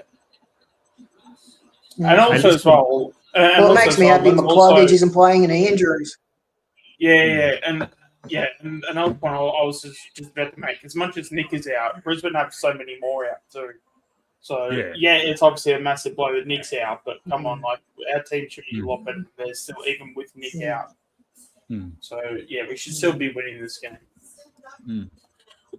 So I reckon, none of us should log off. Yeah, keep your computers on, keep it on. Don't take us off, and we'll just reconvene in the quarter time, half time, have a bit of a chat. Yep. And it's if Matt's happy to keep it running. No, all good. I don't mind that. Be good because normally I watch it on a bit of a delay so I can skip the ads because they're so annoying. But this is when the ads are on, we can have a chat. Yeah. Do whatever. I haven't checked. It's on free to air tonight. Yeah. In Melbourne. Yeah, it's on 7 and KO. It should be. It's on 7 and KO. Because I know they lost the rights or some shit. It's only Friday nights now or something. But as long as Thursday nights is included, beautiful. It should be on 7, mate, Mick and KO. Oh, beautiful. Would you risk Nick next week, or would you give him a week off? Oh, you don't know what the extent of it is, mate. Just let him sit out this one, and Hey, guys, I'm gonna go fucking. I've got 2 nice big pieces of salmon and asparagus waiting for me. I'm gonna go smash those down. I'm gonna watch the game, but I'll come back at quarter time, and if anyone's on, we'll have a quick chat. Yeah. All right. Good stuff, mate. See you soon, guys. I'll probably go in about You 5 as well. See, Mick? All good. Yeah. I'll go too when it starts to, Matt. I'm now. I was pretty confident. I'm nervous now. Don't be nervous, mate. Me too. Don't Me be too. nervous. Me I'm too. always the nervous. Just The 5-day break makes a big difference. I'm nervous because it's Brisbane. Yeah, but again, like Brisbane has so many outs as well. Like we only have Nick out. So, But the thing is, they still have good players, but think about they have Rayner, Absolutely. they have Cameron, they have Bailey. We got good players too, though. That's the thing. Like you got to remember, we won a flag a few years ago, so you know we got a great team as well. Oh, don't be scared of them. Never be scared of. Yeah. especially as well, like, and because also as well, I wouldn't even be surprised if someone like a Josh steps up big time because I feel like any time Nick is not playing well or Nick just isn't playing in general, Josh always steps up. Like he always steps up. So yeah, again, saying Josh is going to get 30 disposals, I wouldn't even be surprised if he even kicks like 2 goals. And just sort of makes a bit has that statement game like in the midfield, just about hey guys, remember me, like I'm still amazing in the midfield sort of thing. Or I mean I know he's a winger before, but yeah, this is the game that he announces himself as like like the midfielder. Here it is. Yeah, I wonder who is going to get the minutes. So would you? It'll just be an even. It'll just be an even spread, I would have thought. But Yeah. you'd think Josh should get. You'd think Josh, because Josh is pretty dynamic as well. You'd think this is the sort of game where they give him a certain amount of time now with Nick out. I mean, my heart says. Well, that's all I was Alan. going to ask. Yeah, so like my heart says Alan, but then the head probably says Josh. Yeah. Because yeah. Well, that's all I was going to makes ask. them- If you put Josh in the midfield, who do you put back in the defence? Well, you already have the defenders there. You've got Perriman, Houston, Maynard, Quainer. I mean, that's already 4 defenders. So you've already got plenty of them. So Well, that's you why throw your Josh pick was in- good, Sean. Yeah. Your pick was good, Sean. We could have played maybe like Cochrane or Ryan tonight if we knew Nick wasn't playing. We could have played one of them tonight. Yeah. Yep. Yeah. But again, I mean, I can understand because I know people have said, "Oh, but it's only one game from Ryan," and that is true. But again, it's like like if you're playing one good VFL game out of 1, I guess that's probably in terms of like form wise, and if you're trying to kickstart his career for Ryan, I mean, I guess that's probably like the way you do it because then at least at that point, if he doesn't play well, at least you got a bit of a inkling of like, okay, this is where he's at. Because I don't think Ryan's just like bad player. I think if he plays, I think he stands up. I wonder if that's why they I bought agree. Sullivan in. Maybe they bought Sullivan in because Nick was always a bit of a question mark leading into the game. And they could have like a bit of extra run, you reckon? Yeah. Well, it's just because I can see that. pretty consistently since the teams were named yesterday, everyone's been talking about. Well, I mean, I've probably led the bloody charge, but everyone was sort of really perplexed with the Sullivan in. But something telling me maybe Nick was always under this injury cloud and they're always going to give it to the last minute. And maybe that's why Sullivan was in. It seems too convenient, to be honest. But, yeah, I don't know. Yeah, again, it just screams like a safe bet. Like, it just screams like, okay, we're not going to take any risks. We're not going to give any kids a chance if they played well on the weekend. Like, it's just... okay, we know this is a cog in the wheel that works, and we're happy with that. If someone like Sally comes in, and we're talking about Sally as this, if he plays like a 7 out of 10 game, okay, well then that's a lot better than say I don't know who's playing now, but if Alan was to come in and play say a 3 or 4 out of 10, that's far better for someone like a Lockie to play like a 7 out of 10 because you know you're going to get 7 out of 10 from Lockie each week. If that makes sense. Oh, absolutely, it does. Yeah, Mm. yeah. Just So it's a safe bet and it's a boring bet, but he's also not wrong either. Mm. You know? No, because Sullivan's the Mm. ultimate. Like, say what you want about him. I've said a lot about him, but he's the ultimate role player. He'll do anything the coach says to a T because he knows that's the only way he'll keep his spot. So maybe they just trust him. You know, they know that whatever task he has, he's going to bloody do. You know. Yeah. But again, Mr. Safe Bets, you're right. It is just a safe play. Mm. But he likes to have a ping at the sums though.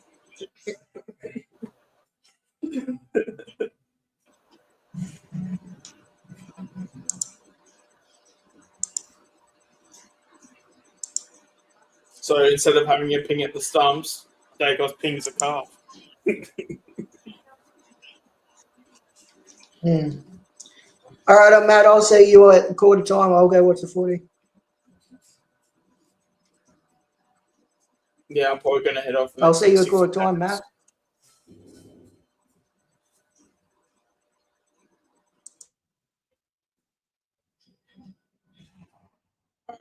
I'll put myself on mute and I'll probably be back either half time or full time. All right, I'll see you guys a bit later.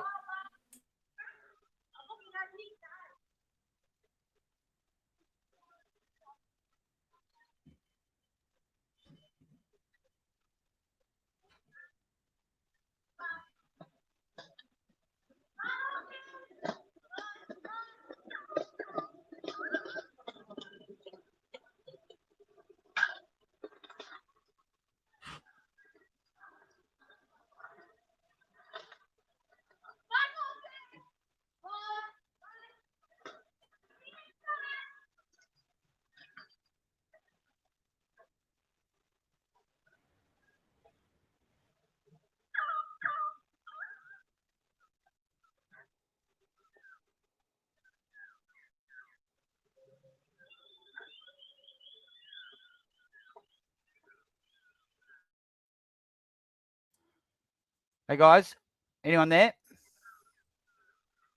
Matty. Oh, still there, Age? Okay. Yeah, I'm gonna I'll be the same as Ultimate. I'm on my phone. I might transfer it to the laptop later on. I'll see how I go. Okay. All right. Well, I'm gonna check out, but I'm gonna keep the stream open, and so yeah, stay in. Thanks for joining, everyone, especially anyone who hasn't before. It'd be great if you can hit me a subscribe and hit a like. I think this is the most viewers I've ever had, so it's awesome. And thanks to Mick and Anthony, been great, really supportive, and thanks for the plugs. So I'll check in with you guys at quarter time and through the game. Go Pies! Beautiful, Go mate. the Pies. Enjoy the match. Go Yeah. Pies. Chat soon, guys. Bye.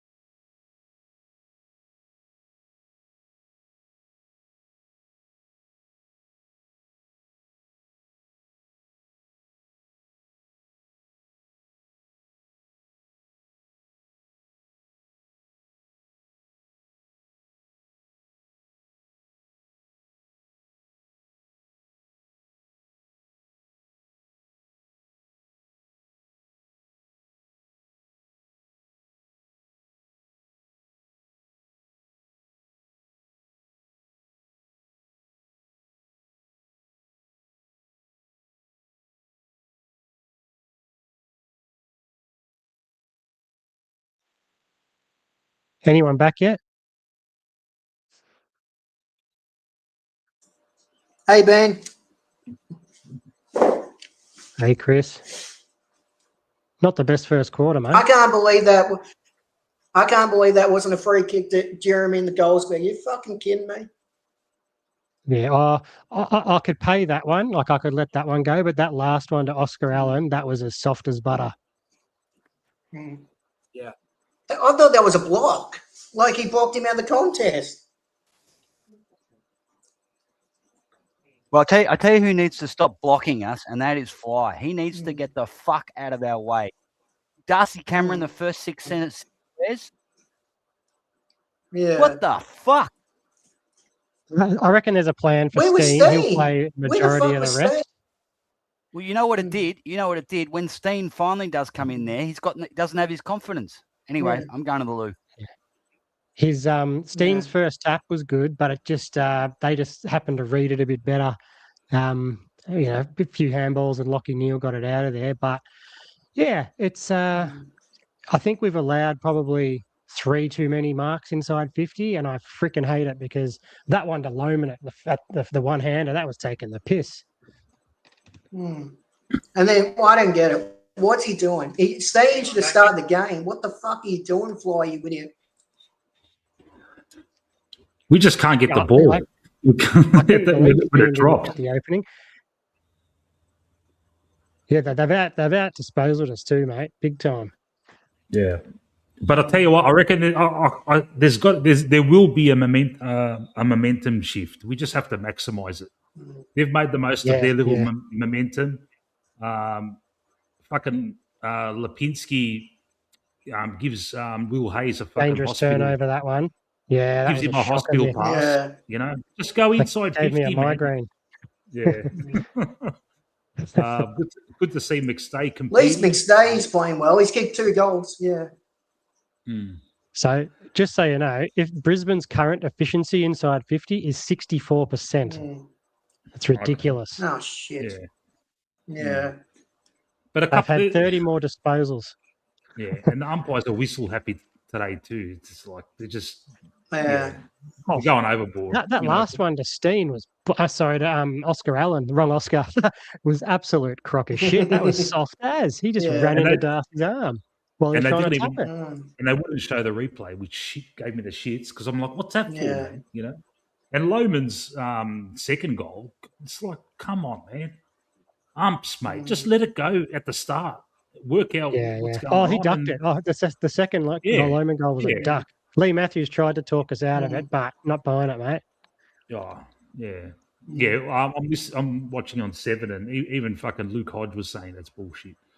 Way too much access to the corridor. They're moving it really quick, kind of like the prelim third quarter. There's a bit of cut up going on there, and they're getting a bit more of the footy, and they're same efficiency as us, but they're just getting more of it, so they're doing more with it. 23 more. I am so pissed off with Lipinski. I'm so pissed off with Lipinski. That turnover to Hayes, that was fucking bullshit. Yeah, a couple of our inside 50s. Like, look at the quality of ball inside 50 for us compared to them, man. They're precise. Absolutely. Mate. Absolutely. We still went wide too many times as well. Yeah. There's been a couple of times when one of our guys they've had time to fucking have a look, but they've just bombed it, man. And Sidey's done it. It's like, come on, man, you're experienced, mate. Yep, and Josh he pointed. And what about Bruzzy? Yeah. What about Bruzzy? Exactly, Matty. He pointed and said, "No, not going there." Went long and wide. Yeah. Yeah. And then you've got Bruzzy doing it, bombing it too. Hope the 5-day break affects him a bit and we come home hard. Tell you what, we better. I tell you Yeah. what, if he starts Cameron in this first ruck, I'm throwing the TV off the balcony. I think Steenie will ruck like 60% of this quarter now. Yeah. He should. Well, Yeah, I think it was planned, and I think it just didn't pull off how he wanted. Well, if Cameron squares it, the best he's going to get is a soft drop, and with their midfield, that's perfect for them. Mm. You Yeah, know, yeah, they love the loose ball. and the last, did you see the last one where he just waited? He just Yeah. let Draper jump and then, Yeah. you know, and it got smothered. He's- For fuck's Yeah, sake. yeah, yeah. Come on, Darcy. Mm. Hmm. Who's in the midfield for us at the moment? Looks like it's Geordie. Geordie's all over the place. Bit Long, scrappy. Sidey. Yeah. Alan's Will been Hayes getting has been- around, Is Alan hasn't in there? touched too much. Yeah. Yeah. Tell you what, we've got to tighten up this quarter, huh? Fucking hell. Hmm. Needy kicked Hayes the has first started goal, well. absolutely. Yeah, Yeah, he's been lively. Alan's getting it. Alan's getting Yeah. it, but disposal, holy crap! Yeah. Oh, that Yeah. This is dribbler. his chance. No good. This is his big chance. Come on. Yeah. It bothers me that like we've restricted teams to sort of 75-ish points and under Yeah, this year, they're already on 40. and they've yeah. already got 40. They're already halfway there. They're just so dangerous, these boys. They've Um, made the change. Steen's going in the middle. Yep. All right. Thank fuck. All right. All right. See you See later, you at guys. halftime. He's going in the middle. Sees at half That's just time. Good.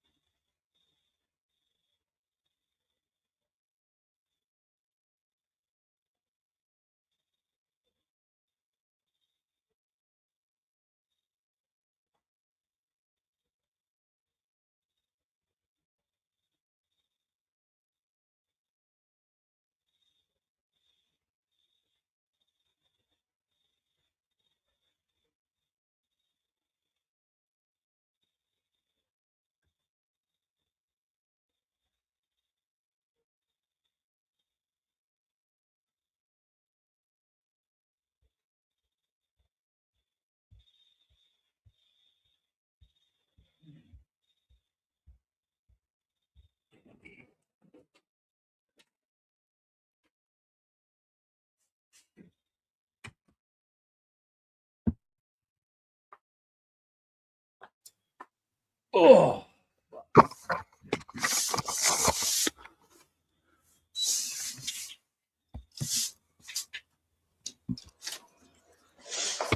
What'd you think of that? Oh, man. Oh my god, Look. that was bullshit. Fuck, the umpires are whistle happy, but we're not helping it. We're not helping our cause anyway. In that second quarter, the umpires were just trying to kill the game. Yeah. Alan's annoying me. It's got to the point where they're just downright cheating. Obviously, you know, most people, they don't barrack for Collingwood, and they're like, I'm going to try and make Collingwood lose. And now they've just started getting obvious about it.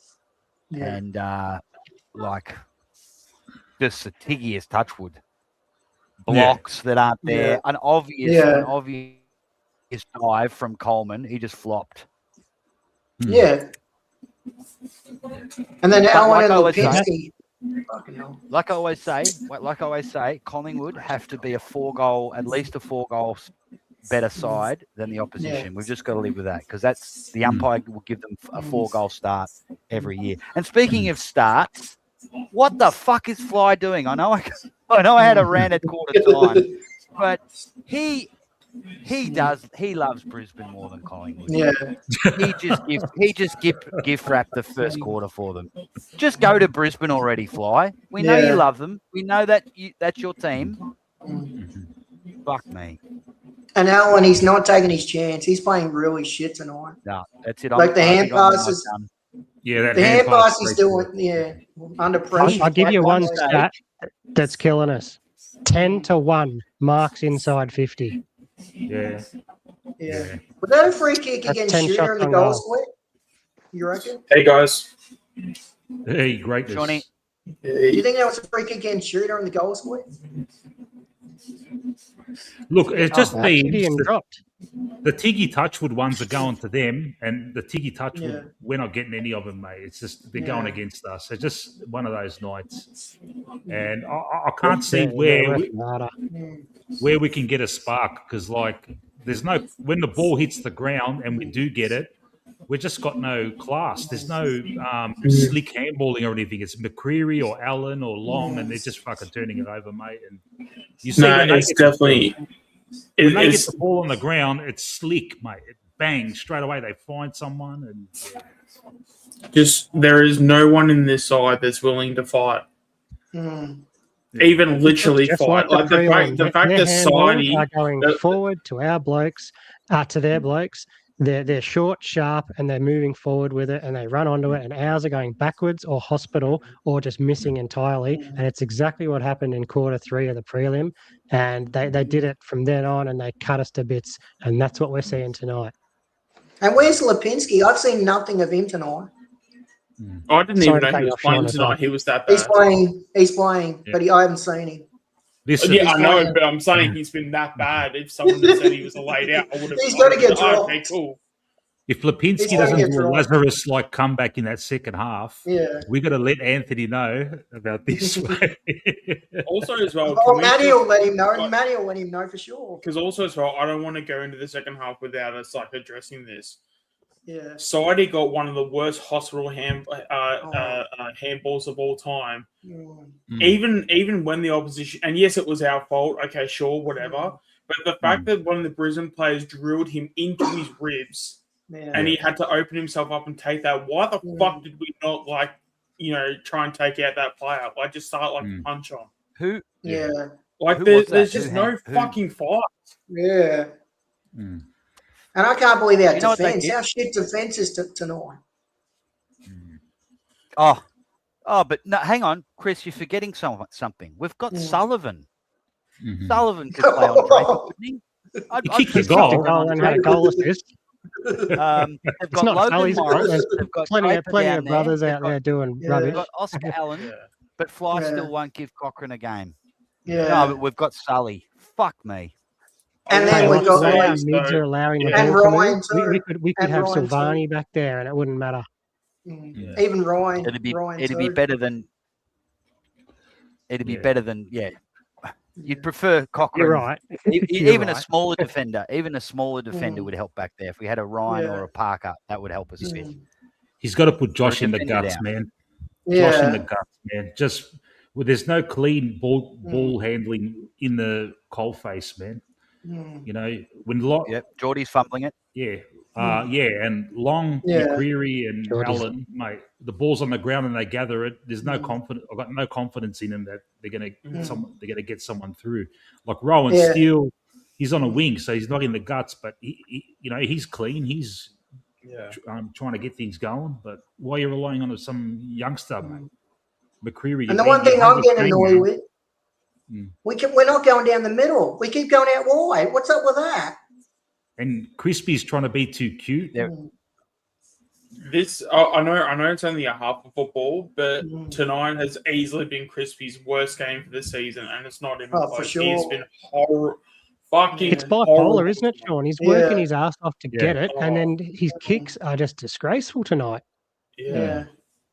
And McCreary, what's up with him? He's not doing much tonight. I think McCreary's trying to tag Lockie Neal. That's what seems to be happening. Yeah. I think Bo's doing the tagging job tonight. I don't think, and Longy, he's not playing good either. Yeah. Fucking hell. Got to get our hands on the footy, boys. This is they're just Yeah. getting too much of the ball. Mm. Yeah. Yeah. It's just so fucking hard to watch. Like, Yeah. I'd rather have my family tortured in front of me than watch this. Mm. But having said that, like from a third party point of view, the game is fucked if they're going to pay these dumb frees. Yeah. Yeah. The game's fucked. It's like, what, man? What the fuck is that? Like that one where Zach Bailey didn't even know he had a free kick. It's like, come on, man. There was nothing in it, mate. Just let it go, you cockheads. Yeah. But that's the thing. As much as there's been some shit umpiring though, like our intent and endeavor, I think is far I'm worse. not blaming him, but yeah. Yeah. Oh no. So like in terms of the umpiring, umpiring has been bad. But Yeah. I just want to preface that also as well, just before I forget about this as well too. Why the fuck do we have, if it's say a top 10 player in our side, why the fuck do we have them out? Whether it's last minute, they get injured 5 minutes into the game. Why the hell do we orderly go into just the emotion and the mood of, oh, it's a funeral? Like, how many times? Even in the prelim, when we had Pendlebury go down, everyone acted like it was a fucking funeral.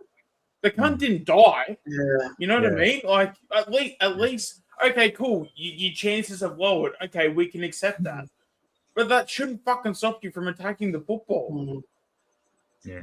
I don't fucking understand that. Like, I'd rather you attack the football with everything you got and lose the contest, and then they go on to, and the opposition go on to kick a goal, than just see this like 50% effort where it's just, oh yeah, I guess I'll kind of go into this. No, fucking get into the contest like your life fucking depends on it. I think where Fly's lost is easy. Draper's killing us. DC cannot like take on Draper. Draper's killing him. Yeah, Draper's a monster. I hope, look, if we do come back, I hope we put the effort now in the third rather than a last-ditch bullshit effort in the last. Just fucking put in effort now. Yeah. Try and get under 10 points at least, and then in the last, hopefully we've got the legs. But, I'm not too optimistic. Yeah. We need to be under 20 points. Let's just win this quarter by a couple of goals. Yeah. But what's a worry is how good Brisbane are in their last three games against us. Not taking the Gabba games out of it, but big games, they just smash us in the third quarter. Yeah. So They love a third quarter, praying we don't don't they? get opened up. Yeah, I hope we don't get opened up. Yeah. It's going to 50 be. more You kicks just than us know. currently. You just know the headline, don't you? No day And cost, they- no calling. It's coming. And they have missed a couple of sitters. Yeah, that Loman one. We got away with that one. Also, how is Howe being so far off his man as well? Yeah. Like, Man, he's old now, man. He's just lost. I know that, but it's, again, like we need this is where we need Remember what I selection said? integrity. Remember what I said a couple of weeks ago or last week, and Anthony scoffed. I said, Howe needs to come back through the twos. He's old. We saw what happened in the prelim last year. He's not good first up. He needs to get himself match condition with a couple. It's too late now, but he should add a couple of games in the VFL. He's Honestly, not injured. if he but can't he's play physically AFL, not he's there. going to be no good in the VFL either, because I don't think he gains anything there. A bit of touch, yeah, but I don't think even the VFL would suit him right now. He's just a bit out of it. He's lost a pace. Well, better there fucking up than in the AFL though. that's I guess, right. right? Worst case scenario, he has to go and earn it in the twos, and if he can't, well, we've got to get a Cochrane. We've got to blood a Cochrane. Take a risk on Cochrane. Yeah, I just wonder if he'll ever reach his best again. I mean, not his best, but somewhere, some shade of it, you know. Yeah. I don't think he will. Yeah, but that's the thing though. We don't have a key defender that's 201 centimeters though. So we just don't have one. So we just don't have any key defenders. But that's why you got to play Cochrane then. No choice. You have no choice. No, play that was the whole point of like flying his presser, being like, but we don't have any 201 centimeter 201 centimeter fullback. It's like, well, you don't fucking need one if you've already got Frampton. Like, it's just they've had quality entries. There's nothing we can do in the back line. Their quality entries have been fast, direct. What more do you want as a forward? I mean, how many? 10 marks, you know, and how many of them were contested? Maybe one. It's way too easy. We need to cut that off. Yeah. I think Memory's got to get dropped. I think Memory's got to get dropped for West. I'm looking at half a dozen at least. Like I know it's not going to happen. We're going to have maybe 3 changes at the most. Yeah. Probably not even that. We'll probably get 2 because Fly wants to keep his favourites and wants to keep this stability and stuff. But come on, like this is, and again, probably not like a throwing like that, like the baby out with the bathwater. But you got to at least make a fucking statement, being like, this is not acceptable. And you want to see Maynard come out in his second half and kind of do something that what's his name, the guy did to Sidey on someone, and just I want that dude on a fucking stretcher. I want him in the hospital in the next 3 to 4 hours. Yeah, like that should not be fucking tolerated. And we're letting him. He's just done a massive tackle that's hurt Sidey, and he's geeing up the crowd afterwards too. It's like target him. And we're doing nothing. We're doing nothing. No one wants to defend Sidey. We are literally just sitting there in the corner doing nothing. Like no one cares about Sidey defending. Fuck. Apart from Maynard, we've got no enforcers, man. Really.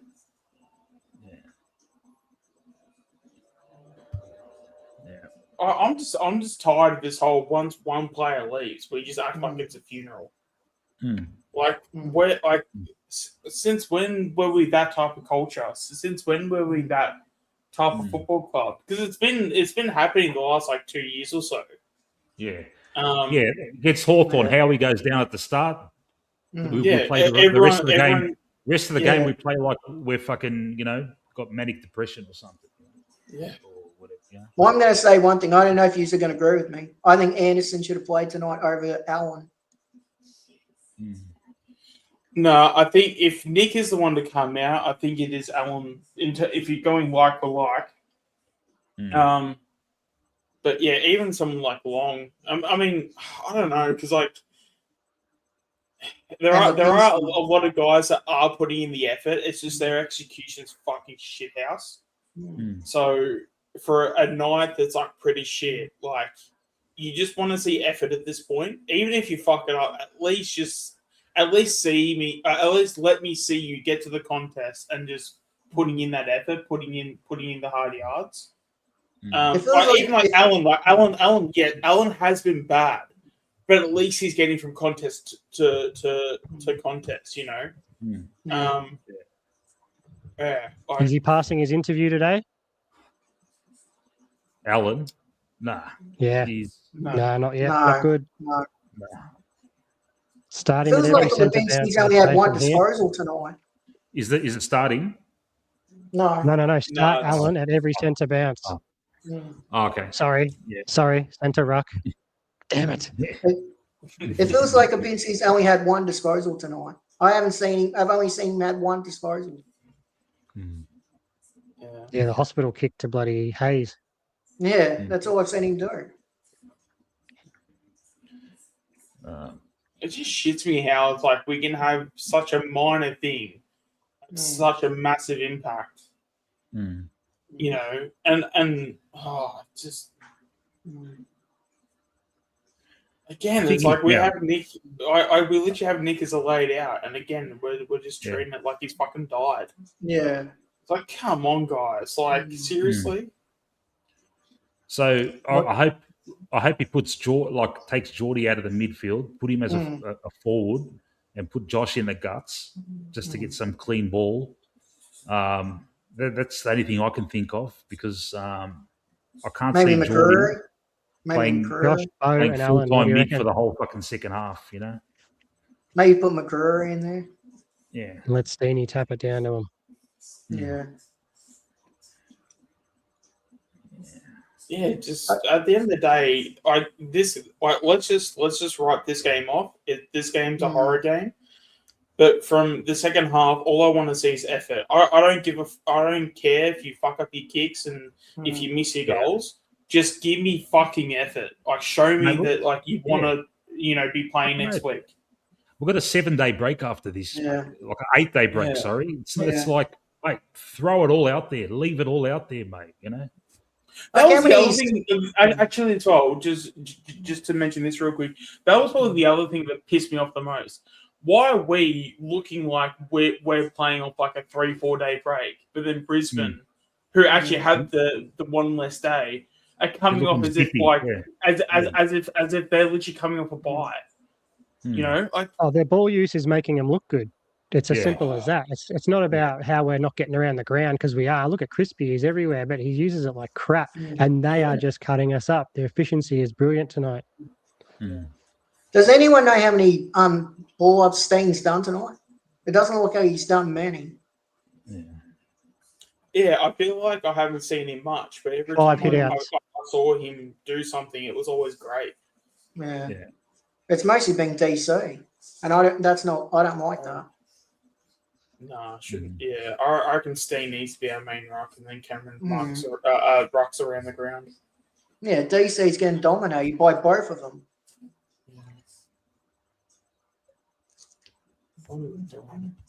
Especially as well too. I wouldn't even mind having, even if you get like a buller in, have your 3 rocks, and then at that point you can basically have your ruckman go at 33%. Yeah, you know, and then they can basically swap in between at various points. Buller was shocking rucking in the AFL though when he had his he was shocking. I know VFL is a different beast, you know, so he could dominate a bit, but in the AFL he looked so incapable of it. Yeah, but I'm thinking though, if he's getting like 20-30% though, would he still like? Because I'm just wondering, because if it's a confidence issue, then he shouldn't have an issue because he played so well last week. Because I think the only thing that you would doubt it is if it's like more of a talent thing. But I don't think it's a talent issue. Because he probably just needed that game off the bat where he just got a good game. So now he's got that sort of good game off the bat. And he'll obviously play tomorrow as well, so we'll see that too. But so if he gets two good games and he rucks in both of them, well then and then you can probably and then it's not that you're forced to, but you can at least then throw someone like Steen down forward as well. How fucking heartbreaking was that fucking Crispy's running his inside 50, tries to pass it to McStay. Fuck man. Go for goal, mate. Yeah. It was a pass or a shot. Was that bad? You kick, Why would he pass two it to clutch McStay? fucking goals in fucking a grand final. What, you can't fucking kick a goal strolling into from 40 out with the goals right in front of you. You're going to try and pass it to McStay, who's got someone on him. Just fucking boot it, man, through the fucking. I swear he was having a shot and he just fucked it up. No, I think he was passing. Yeah. What do you think of Elliott? Do you think he's done enough tonight? He's trying. Oh, there you go. Game Right, started. game starting, guys. All right, game All right. starting. See you soon. Let's see if we can All come right. back.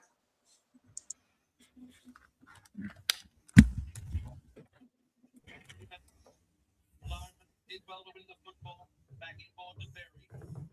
Fletcher. Kick smothered off the boot. Willax drops. Tackle. Fletcher. Game tackle. Off the football.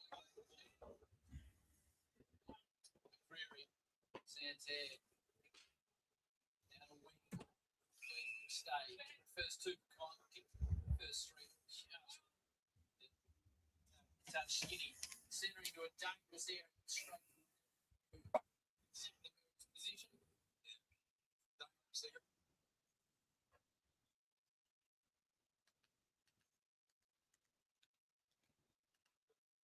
Brisbane.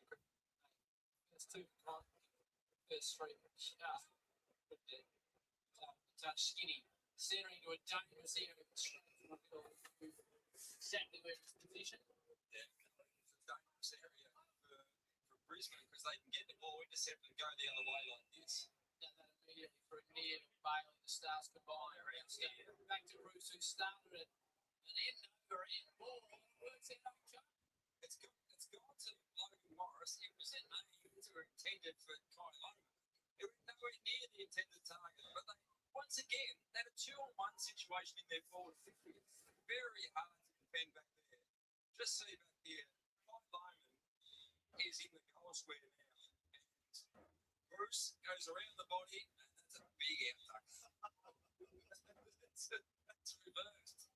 But then they came for Morris. So a perfect start for Brisbane for the turn on the left. Tries to pass. Sargent didn't really kick through it. Get it up there.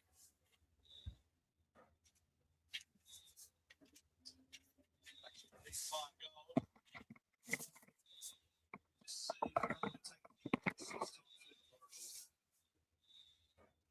so Houston. Billy Sixties slipper into that one. No Mark Wilmot. Draper off a standing start. Pummels it back inside 50. Rayner spills it. Goes to ground. Hard ball to win. Perryman was in there on hands and knees. Ball just pinballing around the ground at the moment. Loman leading.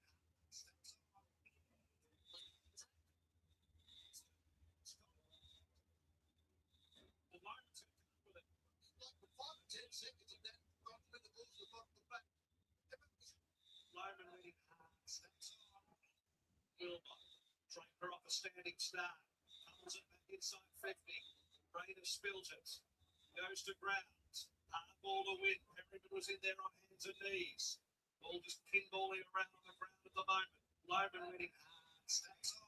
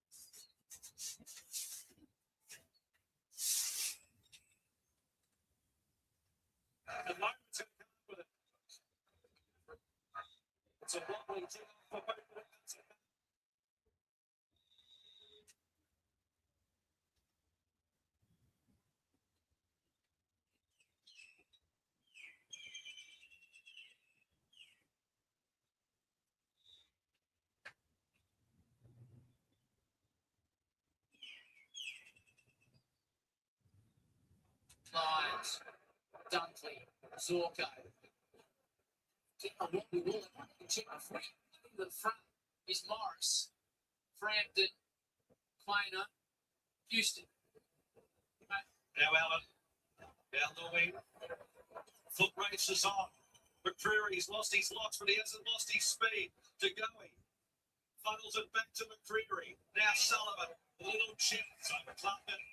So that's the one. Did I mention about trying to get into the corridor, rolling the dice, a little calf injuries over the last couple of years. I think started this season with a bit of a back injury, but that might be his lower leg. Choice the recipient of the free kick going. Gallop. 2 men. Luke and Buddy Bruce. It's the distance to Will Ashcroft coming up for possession 21. Gives it back to Bruce. Thinking here, you know, round the body and loaded middle.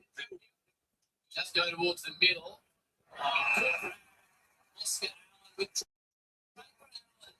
the two recruits. They got 5 now up forward. That's another strong mark. You can say the same. It's good except to finish. They might want to check those footies. Yep. Yeah, he did show a couple of signs last week, whereas the first 2 games he looked all at sea, and it was obviously at play for the well. So this is really encouraging the last 6 quarters of football. So Houston goes for an angle outside the square. Coleman made his presence felt there in the second quarter. To the pocket it goes. Bailey with the push. Free kick to Houston. Houston straight down the throat of Dunkley, who's going to just send it back from where it came. Loman waits at the back. Frampton goes with the killing spoil. And then about 50, the run and spread, Collingwood just haven't got the legs or the speed or the reading of the play to actually be able to move the ball into space. It's a very stop-start, isn't it? That's right. Yeah, when they do hit a target, they Take stop. the man from the mark a lot. Allen comes from behind in the ruck contest down towards Bailey. Houston immediately pressured. Pushed to the fence. He didn't try the work he got from Loman. Someone gets the free kick.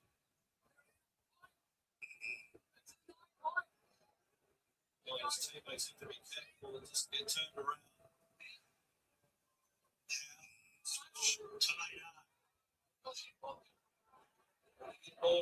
Maynard back to Maynard.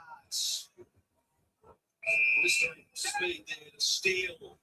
Quick movement of the football for the Pies. No mark, Maverick Schultz from 52 metres to a sky ball in the mid-stay direction. Plenty of lines there. Coleman tries to hit the light tower with it, but it's up. It's taken the line. It's fifth line. Going long with a high ball. So in that situation, if you can't mark, which you're not going to be able to often, you've got to keep the ball in tight, get a 40-50 stoppage, start again. Morris, Ryan, cut off. The other side. Allen. Pies. Perryman. Inboard to Josh Dacos. A little bit of run.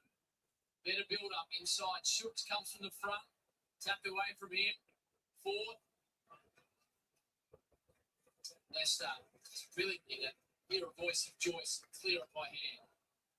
To Louis, Quaynor, and Cameron. Good battle. Look at Cameron with a standing start. Just been up a little bit more than he can chew. Got the handball away. Now Reveal beaten to the punch that time by Maynard. Some good footy there. Quaynor floats it back inboard. Josh Dacos. They need a lifter here, the Pies. Josh Dacos. Long ball to the top of the square. Up they go. Up the boot of Quaynor. Shot straight to the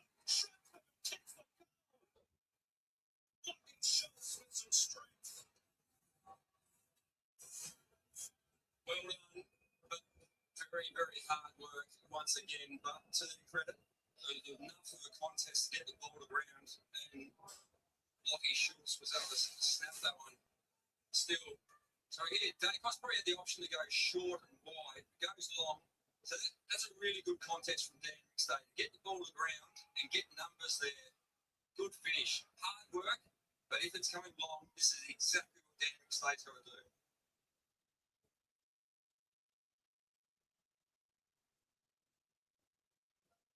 7 disposals in the first major for Lockie Schultz. Want to get away from Coleman. We've seen some strong tackles he's already laid this evening. Back to 31 points. Good news, still side bottom on 10 minutes into this quarter, so taking a while to get himself back after that massive hit in the second Play quarter. on. That's really common tackle. Cool. Trying to tackle forward.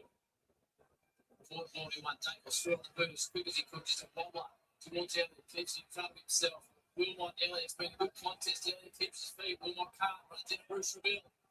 Pull ball here long. Can they get some momentum? The Pies takes his head, gets away from the tackle. Ashcroft. Back to Josh Dacos. Spreads it wide. So Perryman just taps it out.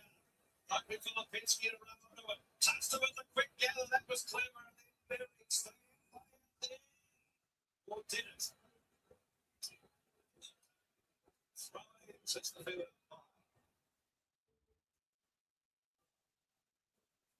Still just the one forward 50 mark for Collingwood to that last entry, push along the ground. I don't mind that actually. 12 to Brisbane at the other end. Like cleaner entry. Again, 10 to the 12, one and 12 set shot to goal. 1 set shot down the other end. Ford and Cameron go at it.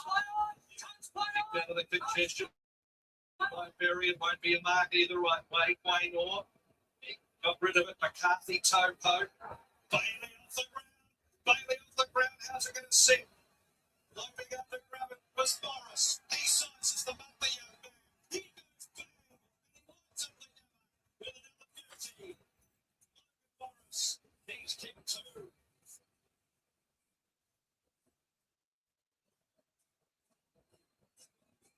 That's nice movement. We know he's good over here.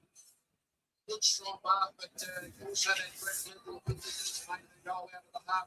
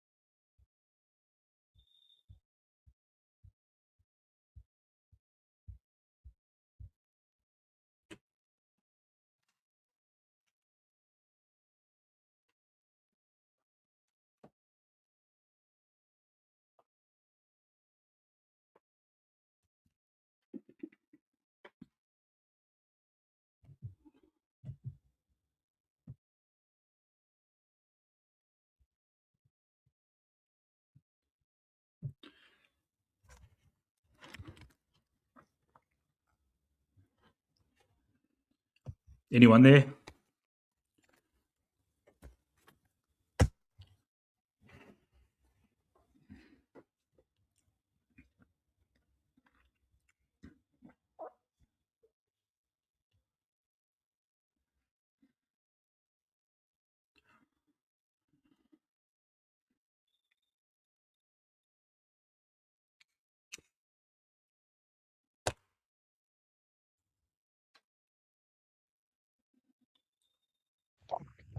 Well. Jeez, does McStay? That's a droppable offence by McStay, man. Yeah, you've got to take that shot, don't you, Mick? You and me are having a crack, aren't we? If we're there. Yeah. He's lucky Membry fucking kicked the goal a couple of minutes later, but fuck, man. And Lipinski could have covered himself in glory. Yep. It's a better effort, but their class is just, keeping him in it. Yeah. Look. The more I see it, the more I see it as a midfield failure on our behalf.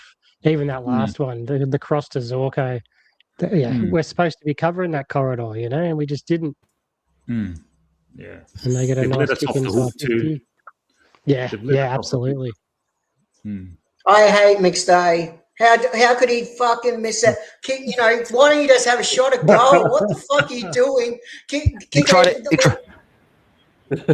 It was a dribble kick. He tried a dribble kick to someone. Yes. Yeah, and Kick that's the someone fucking wasn't even goal. there. It's like, Yeah. He has to go. Why? He has to go. He We're going to do one has of to. those. He has to. He That's has it. to That go. was He's fucked. done. Get a young bloke in, and he has played his last game. Because you He can't made trust two him. mistakes. You He can't made two trust mistakes him. in the quarter. Yeah. And You can't trust him the anymore, kicking. mate. Yeah. How about, And then Matt, Sullivan. how about fucking Lipinski, mate? Yeah. Mate, you're there, mate. Oh. Cover yourself in glory, mate. Get us up and going. Oh, in the Yeah. space of 3 minutes, he did two of the Yeah. softest things I've ever Yeah. seen. Like, he just needed to bring that ball to ground in the 50, and then he dripped off a tackle like the guy was smothered in lard. Yeah. That's how easy he slipped off him.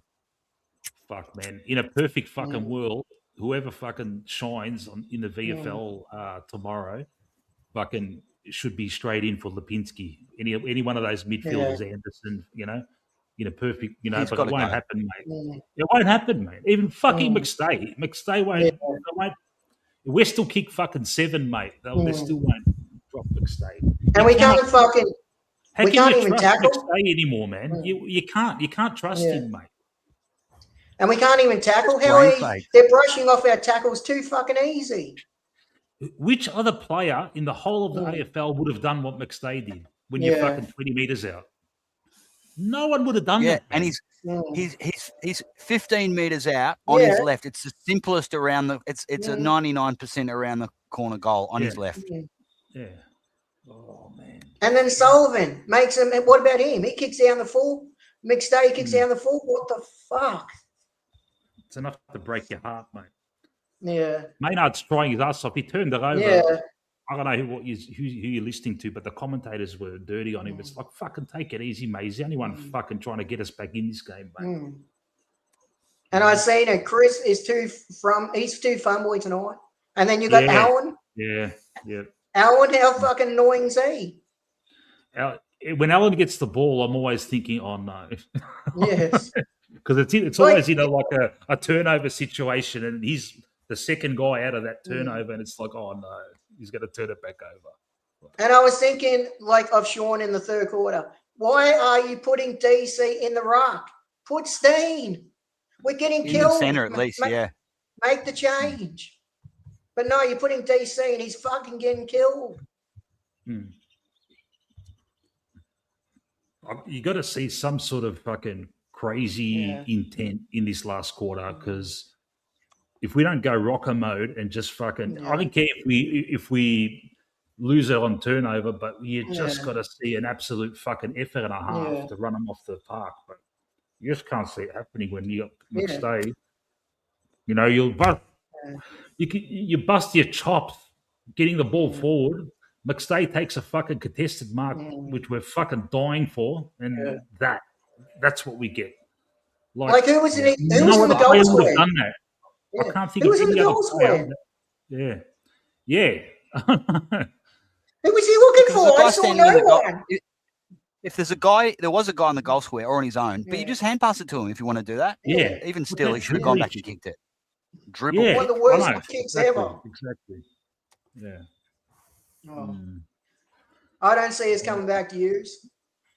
No, it's not going to happen. Look, No. we had Not gonna intent, Yeah. and we sort of broke even in that quarter. So at least the intent Mhm. picked up. They're having a go. Just a couple of Mhm. just terrible decision making and skill errors. Mhm. A few Yeah. pivotal points of play, and we Yeah. could be back under 3 goals. But we just Yeah, we that's just fluffed the our story, lines. matey. We just Yeah, fluffed our that's the lines. story, mate. What is it? 25 We had- points? Yeah. Is it I 20? think Yeah.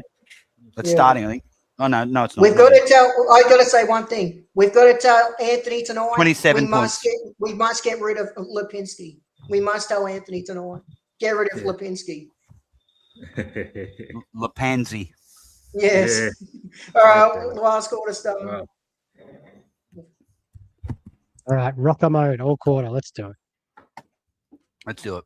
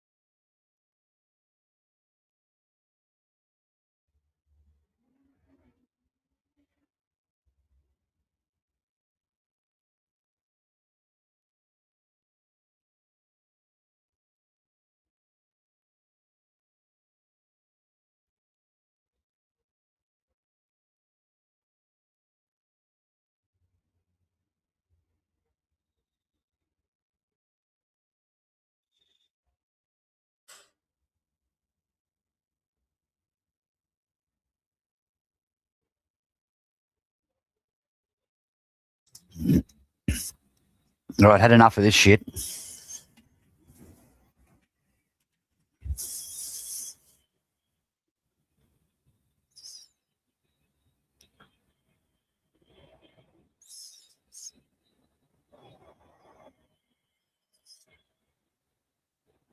Oh, Crisp, what are you doing?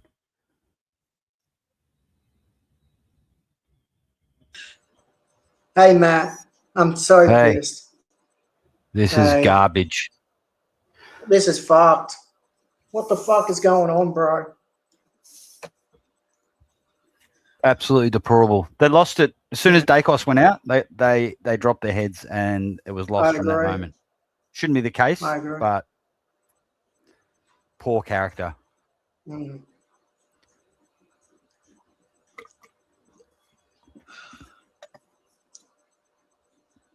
I don't know. How many changes would you make next week for Fremantle? Well, they're not going to drop McStay. Mm. Yeah, he's kicked those 2 last quarter goals, but you know, when the game was in the balance, we needed him. Yeah. Oh, they've just taken another mark inside 50. But Link McCarthy's taken a mark inside 50 with 4 defenders standing around him. Mm. Absolutely pathetic. This is garbage. This ruins my Easter week. Yeah, shit house. Yeah.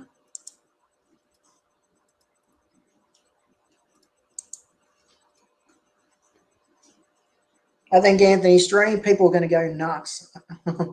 I think Manny will get on May 1st. You'll go nuts.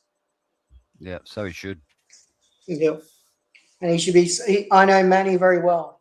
He's going to tell Anthony Lipinski shit. He's got to Lipper, go. yeah, Lipper. Yeah. Look, let me pull out the stats. Geez, Long, he's been terrible. Crisp, Yeah. terrible. Mm. Allen, not great. He did try. Mm.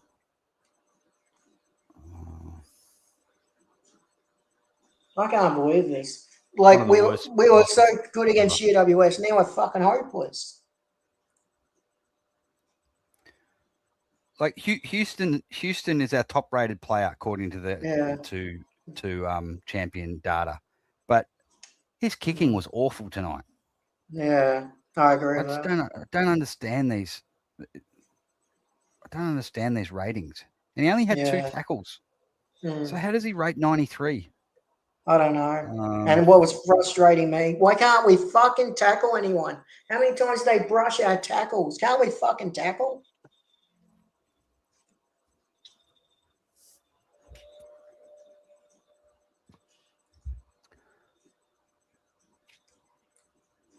Yeah, can't watch. No, I can't either.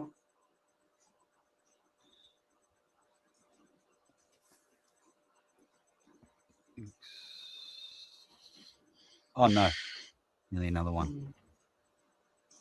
So who would you drop? Will Hayes. I hope they don't drop him, but he's No. hardly done anything. Hey, Maddie. Yeah. You there? Hey, Benny. Yeah. Yeah. I got a good explanation for Houston's numbers, right? The fantasy score. On the AFL system, they rate disposal efficiency, right? So they'll give you a positive efficiency rating if your disposal goes to a contest. So it doesn't even have to go just to a player. As long as it's not loose or a direct turnover. This is what Pommy told me this week. I learnt it from him. So it kind of inflates it a bit, you know? Is that champion data? Do they use champion data? No. This is the AFL fantasy system, however that works. Champion Right. data rate ball use very specifically, and it's way more accurate. Now, how do we? Is there an app for champion data? That's the thing. I don't know, but there's other sites. I know Anthony uses one. I can never remember it. That's kind of tap into it, but I think it's a bit more proprietary for the use of the AFL officials and the stuff like that, and the broadcasters, yada yada. Oh. I don't know, mate, but Anthony's the one to ask. Okay. Well, I'll ask my cousin because he's the operations manager at Champion Data, so he should know. I'll get him to. Oh, bloody oath. That'd be awesome. All right, let me ask Ben and Matt a question. Who are you dropping for Fremantle? If you two had a preference of dropping. Sullivan has got to go. Yeah. He's a definite. Crisp needs a rest. I bet his ratings are right up there though. Ned Long. It's time for a spell for Ned. I really think McStay should be dropped because, junk time goals, the two in this last quarter. Matt, Age is backstage. Okay. Yeah, Lipper's number one for me. Probably Ned Long a close second. And then guys, Allen, I just don't think he had his chance and he's gone. Yeah. So who have we got there? Age, g'day, Age. Hey, g'day, lads. Pretty Bloody crap, hell. Hey, isn't mate. it? And Anthony B. mate. How you doing? Hey, Anthony. Hey guys. Oh my God. That was abysmal. Sorry for the shit Hell. night, mate. When's the last time we've not shown up for a fucking game? Hawthorn Jesus last year, that second Christ. game. Yeah. Feels like that to me, Yeah. doesn't it? Yeah. Yeah. Mm. Rarely happens, but my God, is it flattening? Yeah. Well, Age and Ben, I just asked the question. Who would you drop this week for Fremantle? I'll ask you both. Who would you two drop for Fremantle? Well, you know what you're not going to hear this week for the first time in forever? You're not going to hear a single soul defend Lipinski this week. Finally, maybe all the Absolutely. Lipinski glazers will finally realise that he's just not good enough. He was serviceable for patches, but he's not up to the level. See, when it's a high-pressure quality opposition, he's just nowhere, mate. Nowhere. And Yep. he's got to be the first one gone, mate. I've just had enough of him.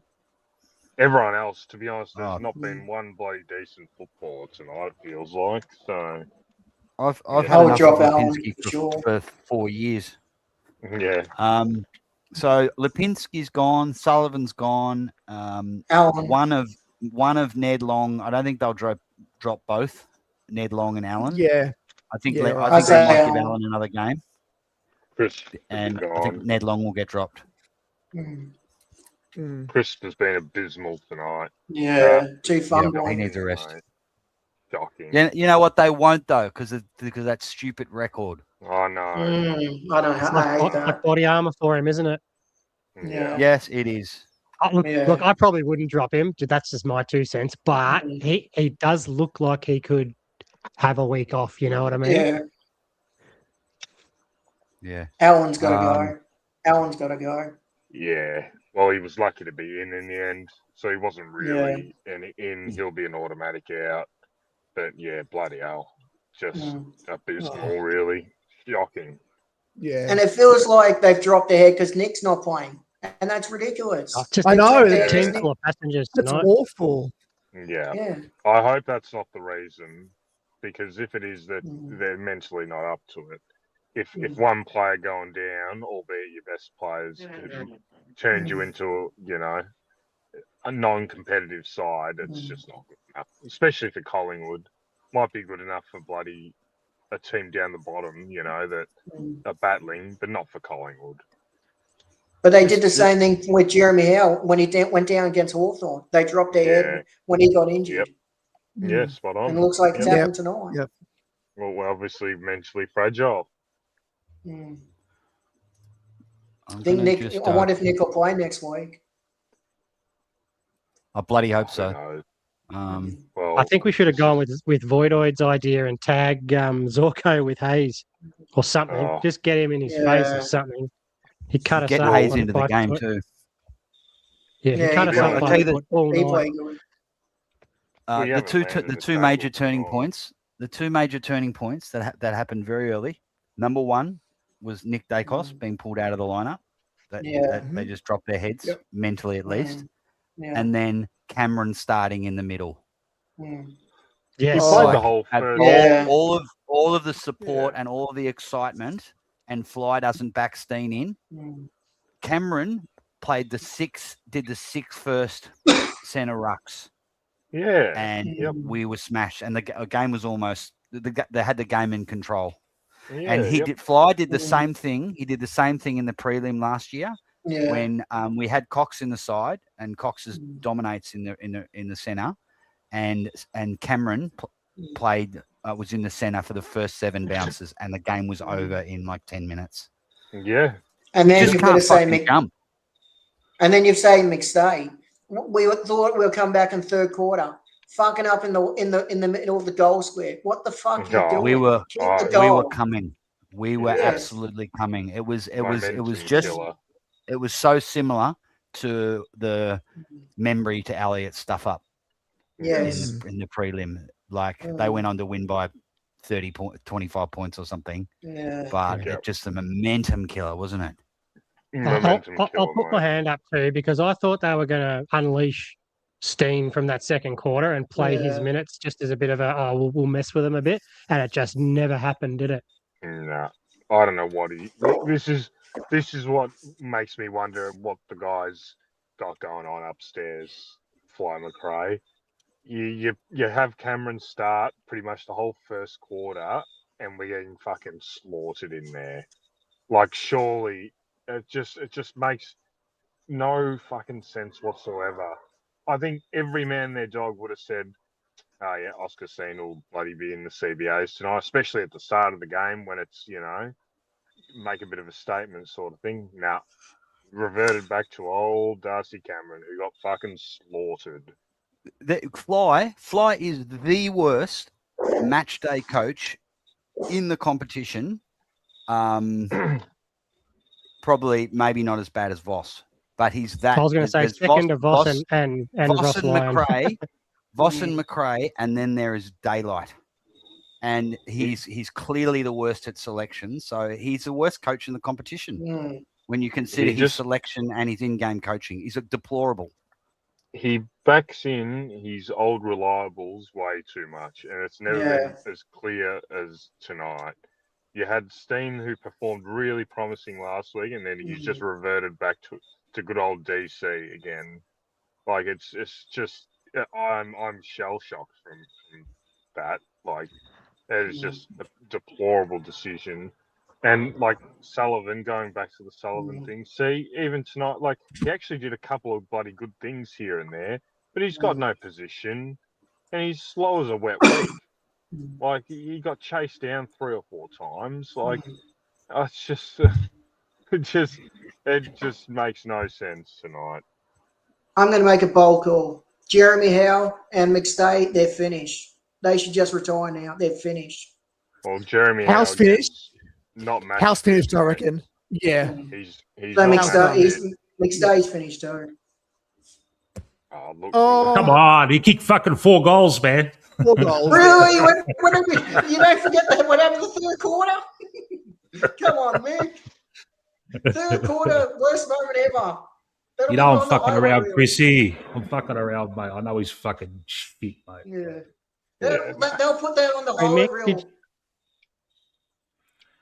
Sorry, Go you on. go, Chris. Sorry, mate. They'll put that on the highlight reel. McStay fucking up in the last quarter. Put it on his highlight reel. Him fucking up. You go, Ben. I was going to say, I feel like Mick is 1 week behind on every one of his game calls. Because didn't you call McStay to have a ripper last week and Gambry the week before? Yeah. And it's like 1 week later they come true. So if that's the case, Jamie will fucking rip it up against Freo. Oh, that's what I was about to say, mate. Next week, guess what my big call is? Nick, I've asked everyone. Next week. I've asked everyone. I'm going to ask you now, Mick. Who are you dropping next week for Fremantle? Who am I dropping? Lipinski's got to go. Yeah, he's got to go, man. Yeah. Look, that's unanimous.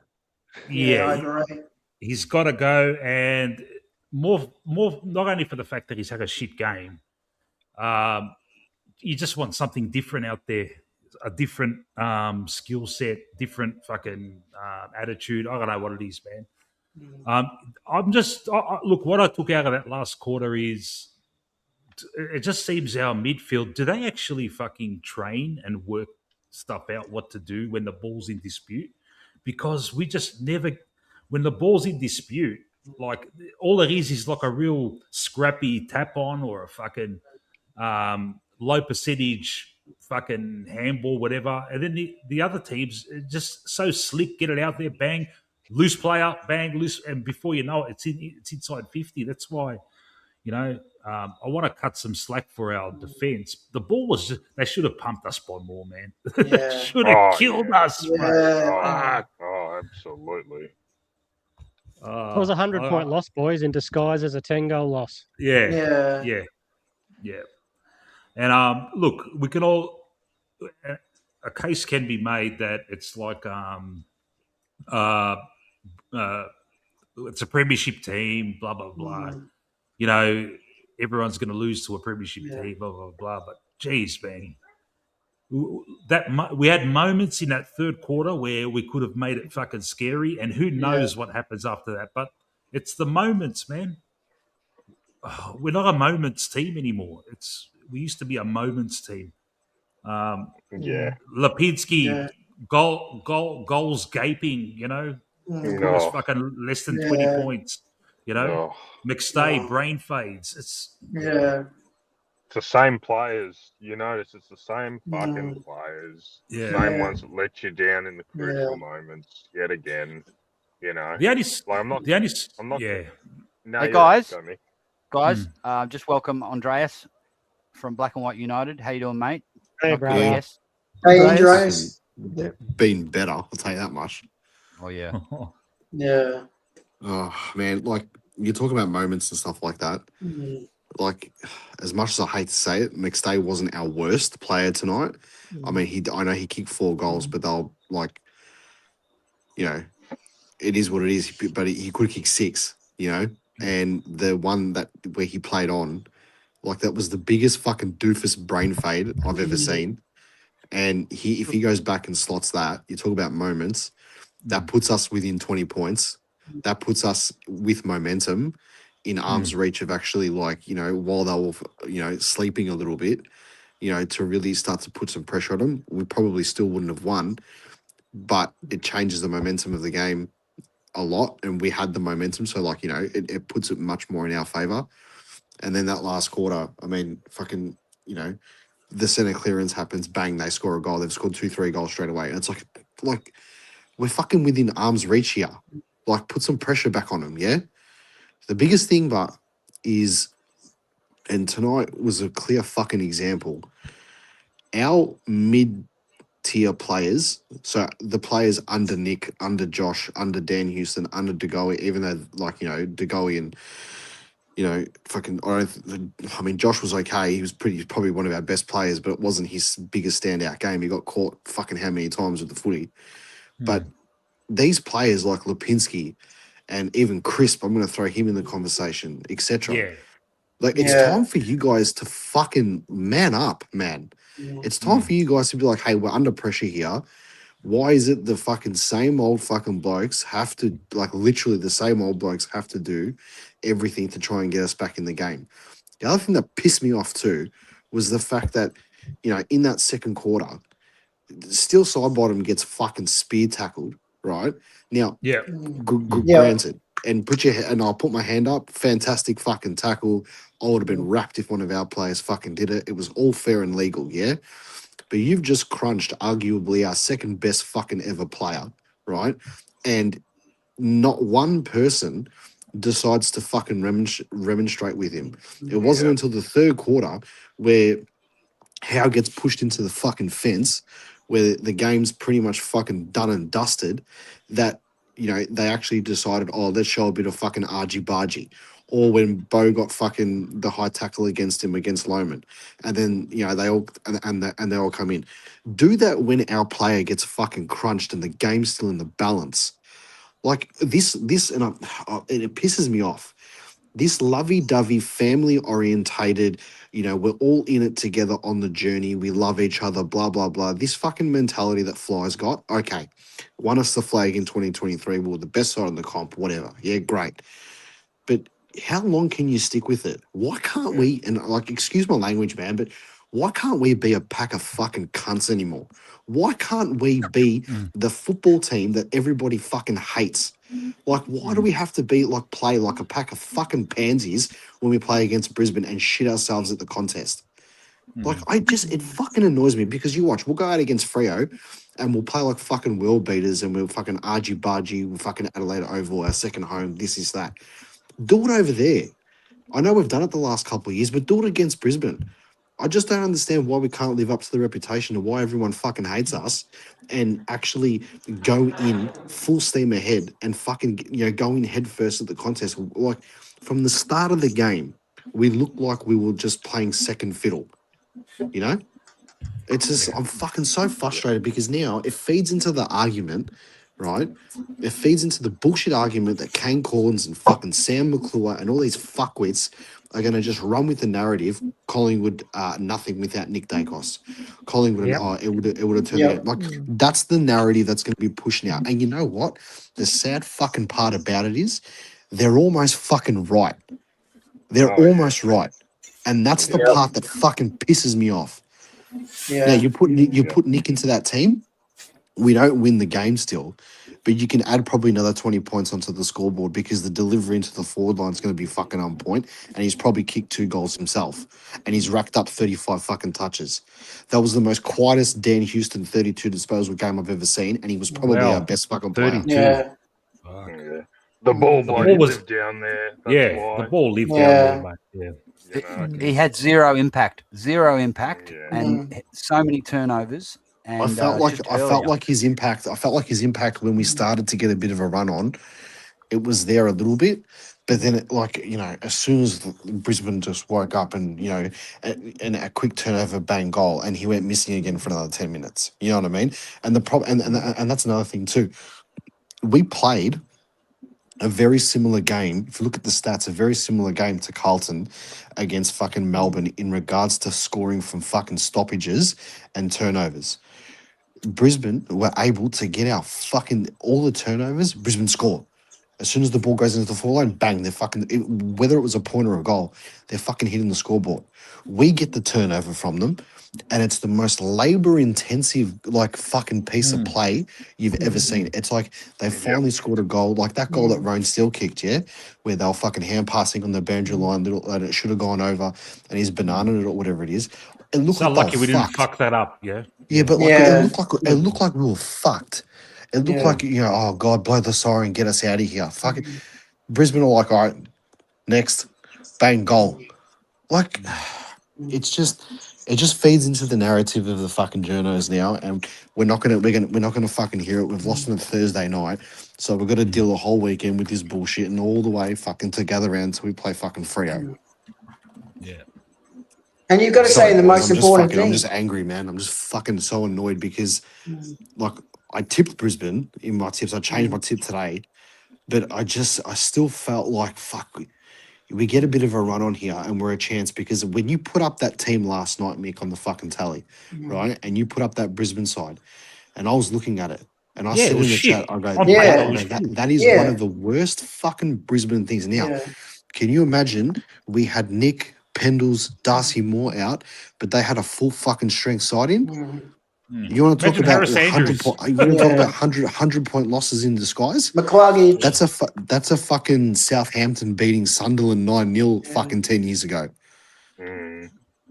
Fucking, you think And you gotta McStay say would have the had most- his fucking 4 goals with Harris Andrews playing? Forget about it. No way.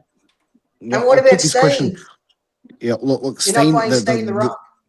The biggest problem there was play Steen in the ruck and put Darcy Cameron up forward. And this is what I do next week, and I put it to you, Mick. If McStay didn't kick 4, let's say he kicked 2 and fucked up, like he'll be dropped for next week. He's keeping his spot next week. Let's face it, he kicked 4 goals. He has to, unfortunately, right? But I would, if I was Fly, send a message, drop McStay, right? Don't bring in Buller. Play Darcy Cameron out of the fucking goal square and put Steen in the ruck and then let them rotate as the game goes on. but play Steen 75 to 80% as a ruckman and put Darcy Cameron in the fucking goal square to take some marks and then relieve the ruck. Because I still think Darcy Cameron is one of the best ruckmen in the competition, right? But when he's got the fucking assistance there, utilize him properly somewhere else. Mm. You know? Yeah. I'm sick of him being our intercept marker down back. Yeah. Like, bringing the other boys down back. You know, Mm. and it's sad that Howell wasn't our fucking worst player tonight either. I thought Frampton was hard done by because Oscar Allen fucking decided to turn to Wayne Carey the Yeah. first fucking Oh. time since he's fucking, Of course, for God knows man. how long. Yeah. Oh, Yep. There's always one that kills us. Mm. And the most important thing, Lipinski's got to go. How fucked with it Yeah, tonight? look, if you want to talk about dropping players and stuff like that, I mean, Yeah. you can literally name half the fucking team after tonight's performance. But if you want to look at it from like consistently over the past, you know, couple of weeks and even towards the back end of last season, Lipinski, give him a spell on the twos to pick up some fucking form and then come back because he can be damaging with his delivery inside forward, and he hasn't got that at the moment. So give him a spell on the fucking twos. If anybody is going to give me the argument again about Ed Allen, please, he's a fucking potato. The guy can, he can run. Yeah, he can run. Yeah. Yeah, great. Yeah. Like, but his disposal is fucking shit. His Yeah. awareness and stuff like that. Every time he gets the ball, he gets No tackled. game sense, mate. The No. only No the game only sense, thing mate. the only thing to his defense. The only thing to his defense is Fly keeps playing him on the wing. The guy is an inside midfielder. Okay, so he's playing out of position. But in order to keep your spot, you got to nail the fucking dual positions, man. Like, if we need you somewhere else, you've got to fucking nail it. If Josh Dacos nails the defense, he nails the midfield. Same with Houston. De Gea nails the midfield, he nails the forward line. I mean, not every single fucking week, but these players are able to rotate and go in different areas. It shits me the fact that up until halftime, I actually thought Roan Steele was our best player. He was. Yeah. He was. He mate. was. Like, I actually thought was. he was the only one that actually showed a little bit of fucking balls between his legs. Bloody oath. You know? The other thing Rowan Steele did, Andreas, is he lowered his eyes. So you got guys like him who's played 10 games and Hayes who's played 2 games, didn't get many touches, but they were like lowering their eyes and hitting targets. Why is our side so adverse to hitting a short kick? Just inside 50, or just every time they're on the forward flank, they bomb it. Josh Dacos is a major offender. We're turning into fucking Carlton. Maynard as like well. That looked like Carlton tonight. Just get it to like that highish half forward and then just fucking bombing it up the chimney. The only thing is, but when you're doesn't getting, work. it doesn't work. But when you're getting slapped and you got to get the ball down fucking forward, if you got to bomb it in there and lock it in, fucking do it. But when the game's in the balance, right, you got to do like what Hayes did when he laced it up to De Gea. You got to do what Rowan Steele's doing when he's getting the ball from the contest on the fucking wing. Grab the ball and think. Maynard that was probably individually one of Maynard's best games ever tonight. Yeah, like I thought he was. I thought he was tried, fantastic. man. Yeah, he was. You know, getting the ball, getting out long. I didn't think Jeremy Howe was that bad either. But at the same time, when you got 3 or 4 guys fucking and one Brisbane fucking idiot going for a mark and he's marking it every single fucking time, you know, someone just fucking kick the cunt in the back of the fucking head or something. Go for a mark. You know, Logan Morris, they were saying on Channel 7, because I watched the Channel 7 telecast. They're saying, oh, you know, he's, you know, the end of the third quarter, start of the last, he's got a hand injury. You know, he's been paying a lot of attention. They're showing him strap it and stuff like that. The ball gets fucking thrown up. What happens? Bang, takes a fucking mark and kicks a goal at the start of the last quarter. Like, all right, a bit of a jinx, whatever. But fuck, man. Like, why were we 2 or 3 steps behind tonight, man? Yeah. You know? Andreas, how many times when they entered 50, there was not a player within cooee of some of their fucking passes? It was ridiculous. Even when the game was dead. Even when the game was dead. And they're fucking chipping it around and they're taking the piss from one side of the wing to the other to defense. And they're just chipping it forward, bang, mark into the forward 50. Like, what are you doing? Man up. Play man on man when you're getting done like that. Don't worry about your zone. You're getting done. You're getting done. You could, at the very fucking least, say, you know what? We're not going to cop them getting fucking easy marks all the way up the field. The game's done and dusted. Why don't we just play for some fucking one-on-one and teach some of the kids, you know, how a proper fucking football team operate. Well, this You is know, the thing. This is the thing. If we actually decided, like players like Crisp, players like fucking, I don't know, there's a few of them. Even Lockie Schultz went missing tonight. You know, I wouldn't drop him, but he went missing. These type of players, fucking give him a spell. Right, we're going to change it up. We're going to bring the kids in. We're going to bring the kids in against Freo, right? Let's say we lose to Freo by fucking 20, 30 points, right? These senior players that are playing in the twos are going to fucking froth at the mouth at the opportunity, and they're going to be desperate to get back into the side for Anzac Day, for Carlton, right? And then we can fucking start picking up. But they've got to pick up some form, man. You got to send a message out and actually give these kids a real fucking... Like, you got to give these kids a real go, man, because, you know, in 2 years' time, we're going to have a whole bunch of players. Forget Pendle, Sidey, and Howe. You know, you're going to have players like Jack Crisp, Jordan De Goey, Jamie Elliott. These guys are gone. Tim Membry, gone. You know, what are you going to do? Rely on stay up forward the whole time? You know, what are you going to do in the midfield? Like, you got to give these kids a run now. Even if, like, I'm not saying right off the season, but make it a fucking year where it's like, hey, these kids are taking the next step and it's going to set us up for the next 2 or 3, like really proper to have a massive tilt, you know? And people can say, oh, this is an overreaction, blah, blah, blah, whatever. But I'm sorry, if Brisbane had a full side in tonight, they're a fucking 100-point team better than us. Yeah. And no one can deny that, unfortunately. No. You know, the other thing, I was arguing with Anthony about Sully coming in, whether it was a mid-sized defender, a small defender. They had 3 monsters in Morris, Allen, and Draper. And what have we got? We've got Billy Frampton, tried his guts out. Jeremy Howe can't play on any of those guys. You know, and he's underdone. Yeah. Why can't we give Cochrane a game? Surely he can't do any worse than, like, we were one defender down at least. Yeah. The only thing is Cochrane's not a key defender. He's a halfback flanker, right? I actually highly disagree with that. He's actually a key defender, and he was a key defender in his draft. And he was they're not playing him as one. You've seen the twos; they're playing him on the halfback flank. No, but he's a key defender though. Sullivan, though. Would you have him in the side before Sullivan to go and help down there? Yeah, but key defenders are your fullback and your centre halfback. They're your keys. Your halfback flankers, they're your running defenders. They're not key defenders as a lot like part of your spine in your team. I want to see him in though. Like I do. Like I mean, it wouldn't have fucking hurt to bring him in. If he plays, he should have played in the first game of the year. So he should have played against St Kilda because we needed him against Adelaide. We needed him against Adelaide, but you can't throw him in against Adelaide for his first game. You got to play him against St Kilda. Spot on.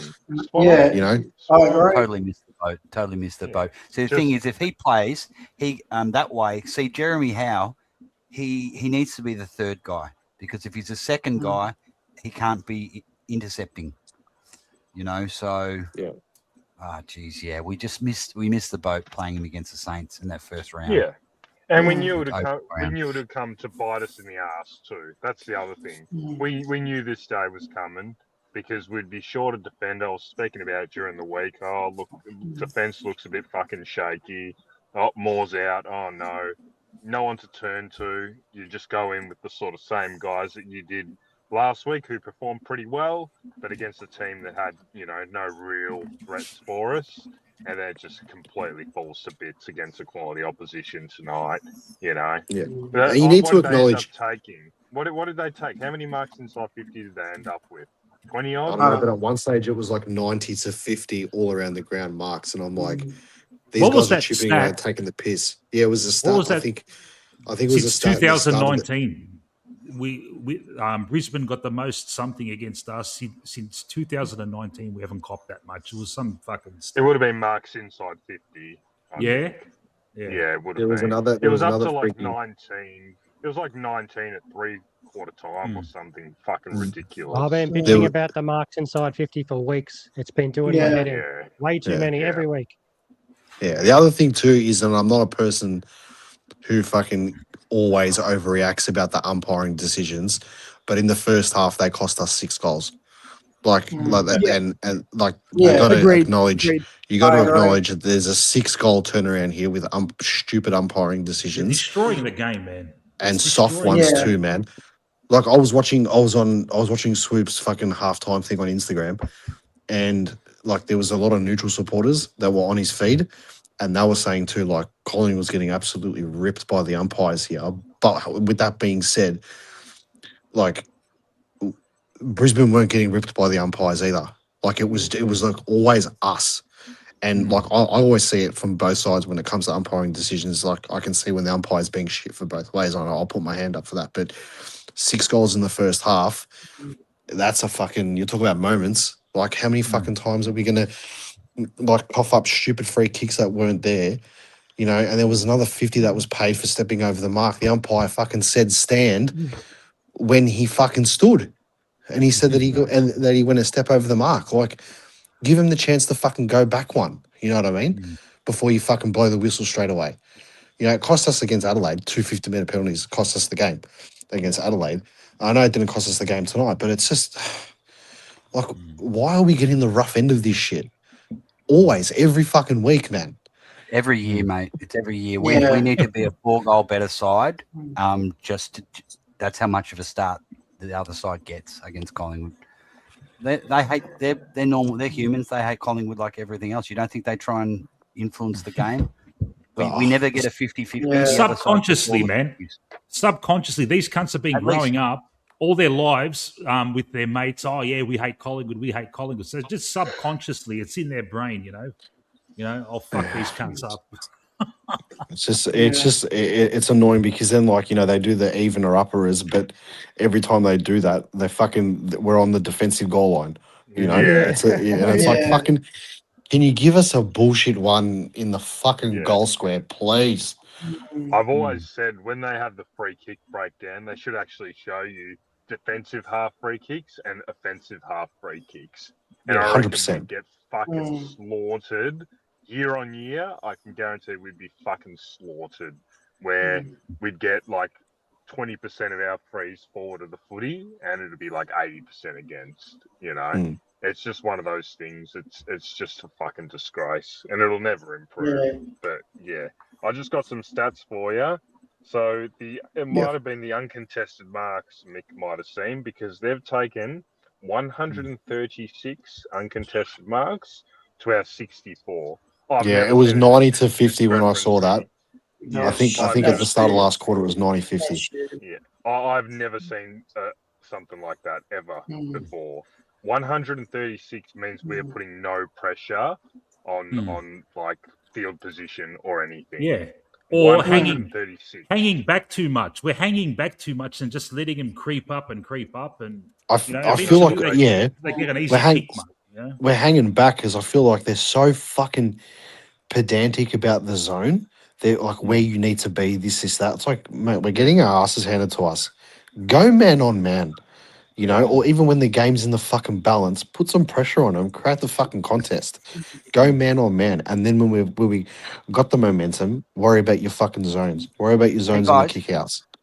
Hey guys, Anthony's about to start his stream in a couple of minutes, so go over there and jump on his StreamYard and get in line. Yeah, he's starting. He's starting now, guys. See you, Matt. See you, I'll put his guys. link in. I'll put his link is in the chat already, so jump on and I'll see you over there. And I'll see you guys later on Mixed Stream as well. Thanks for tuning in, guys. Cheers, boys. Bye-bye. See you guys. See you guys.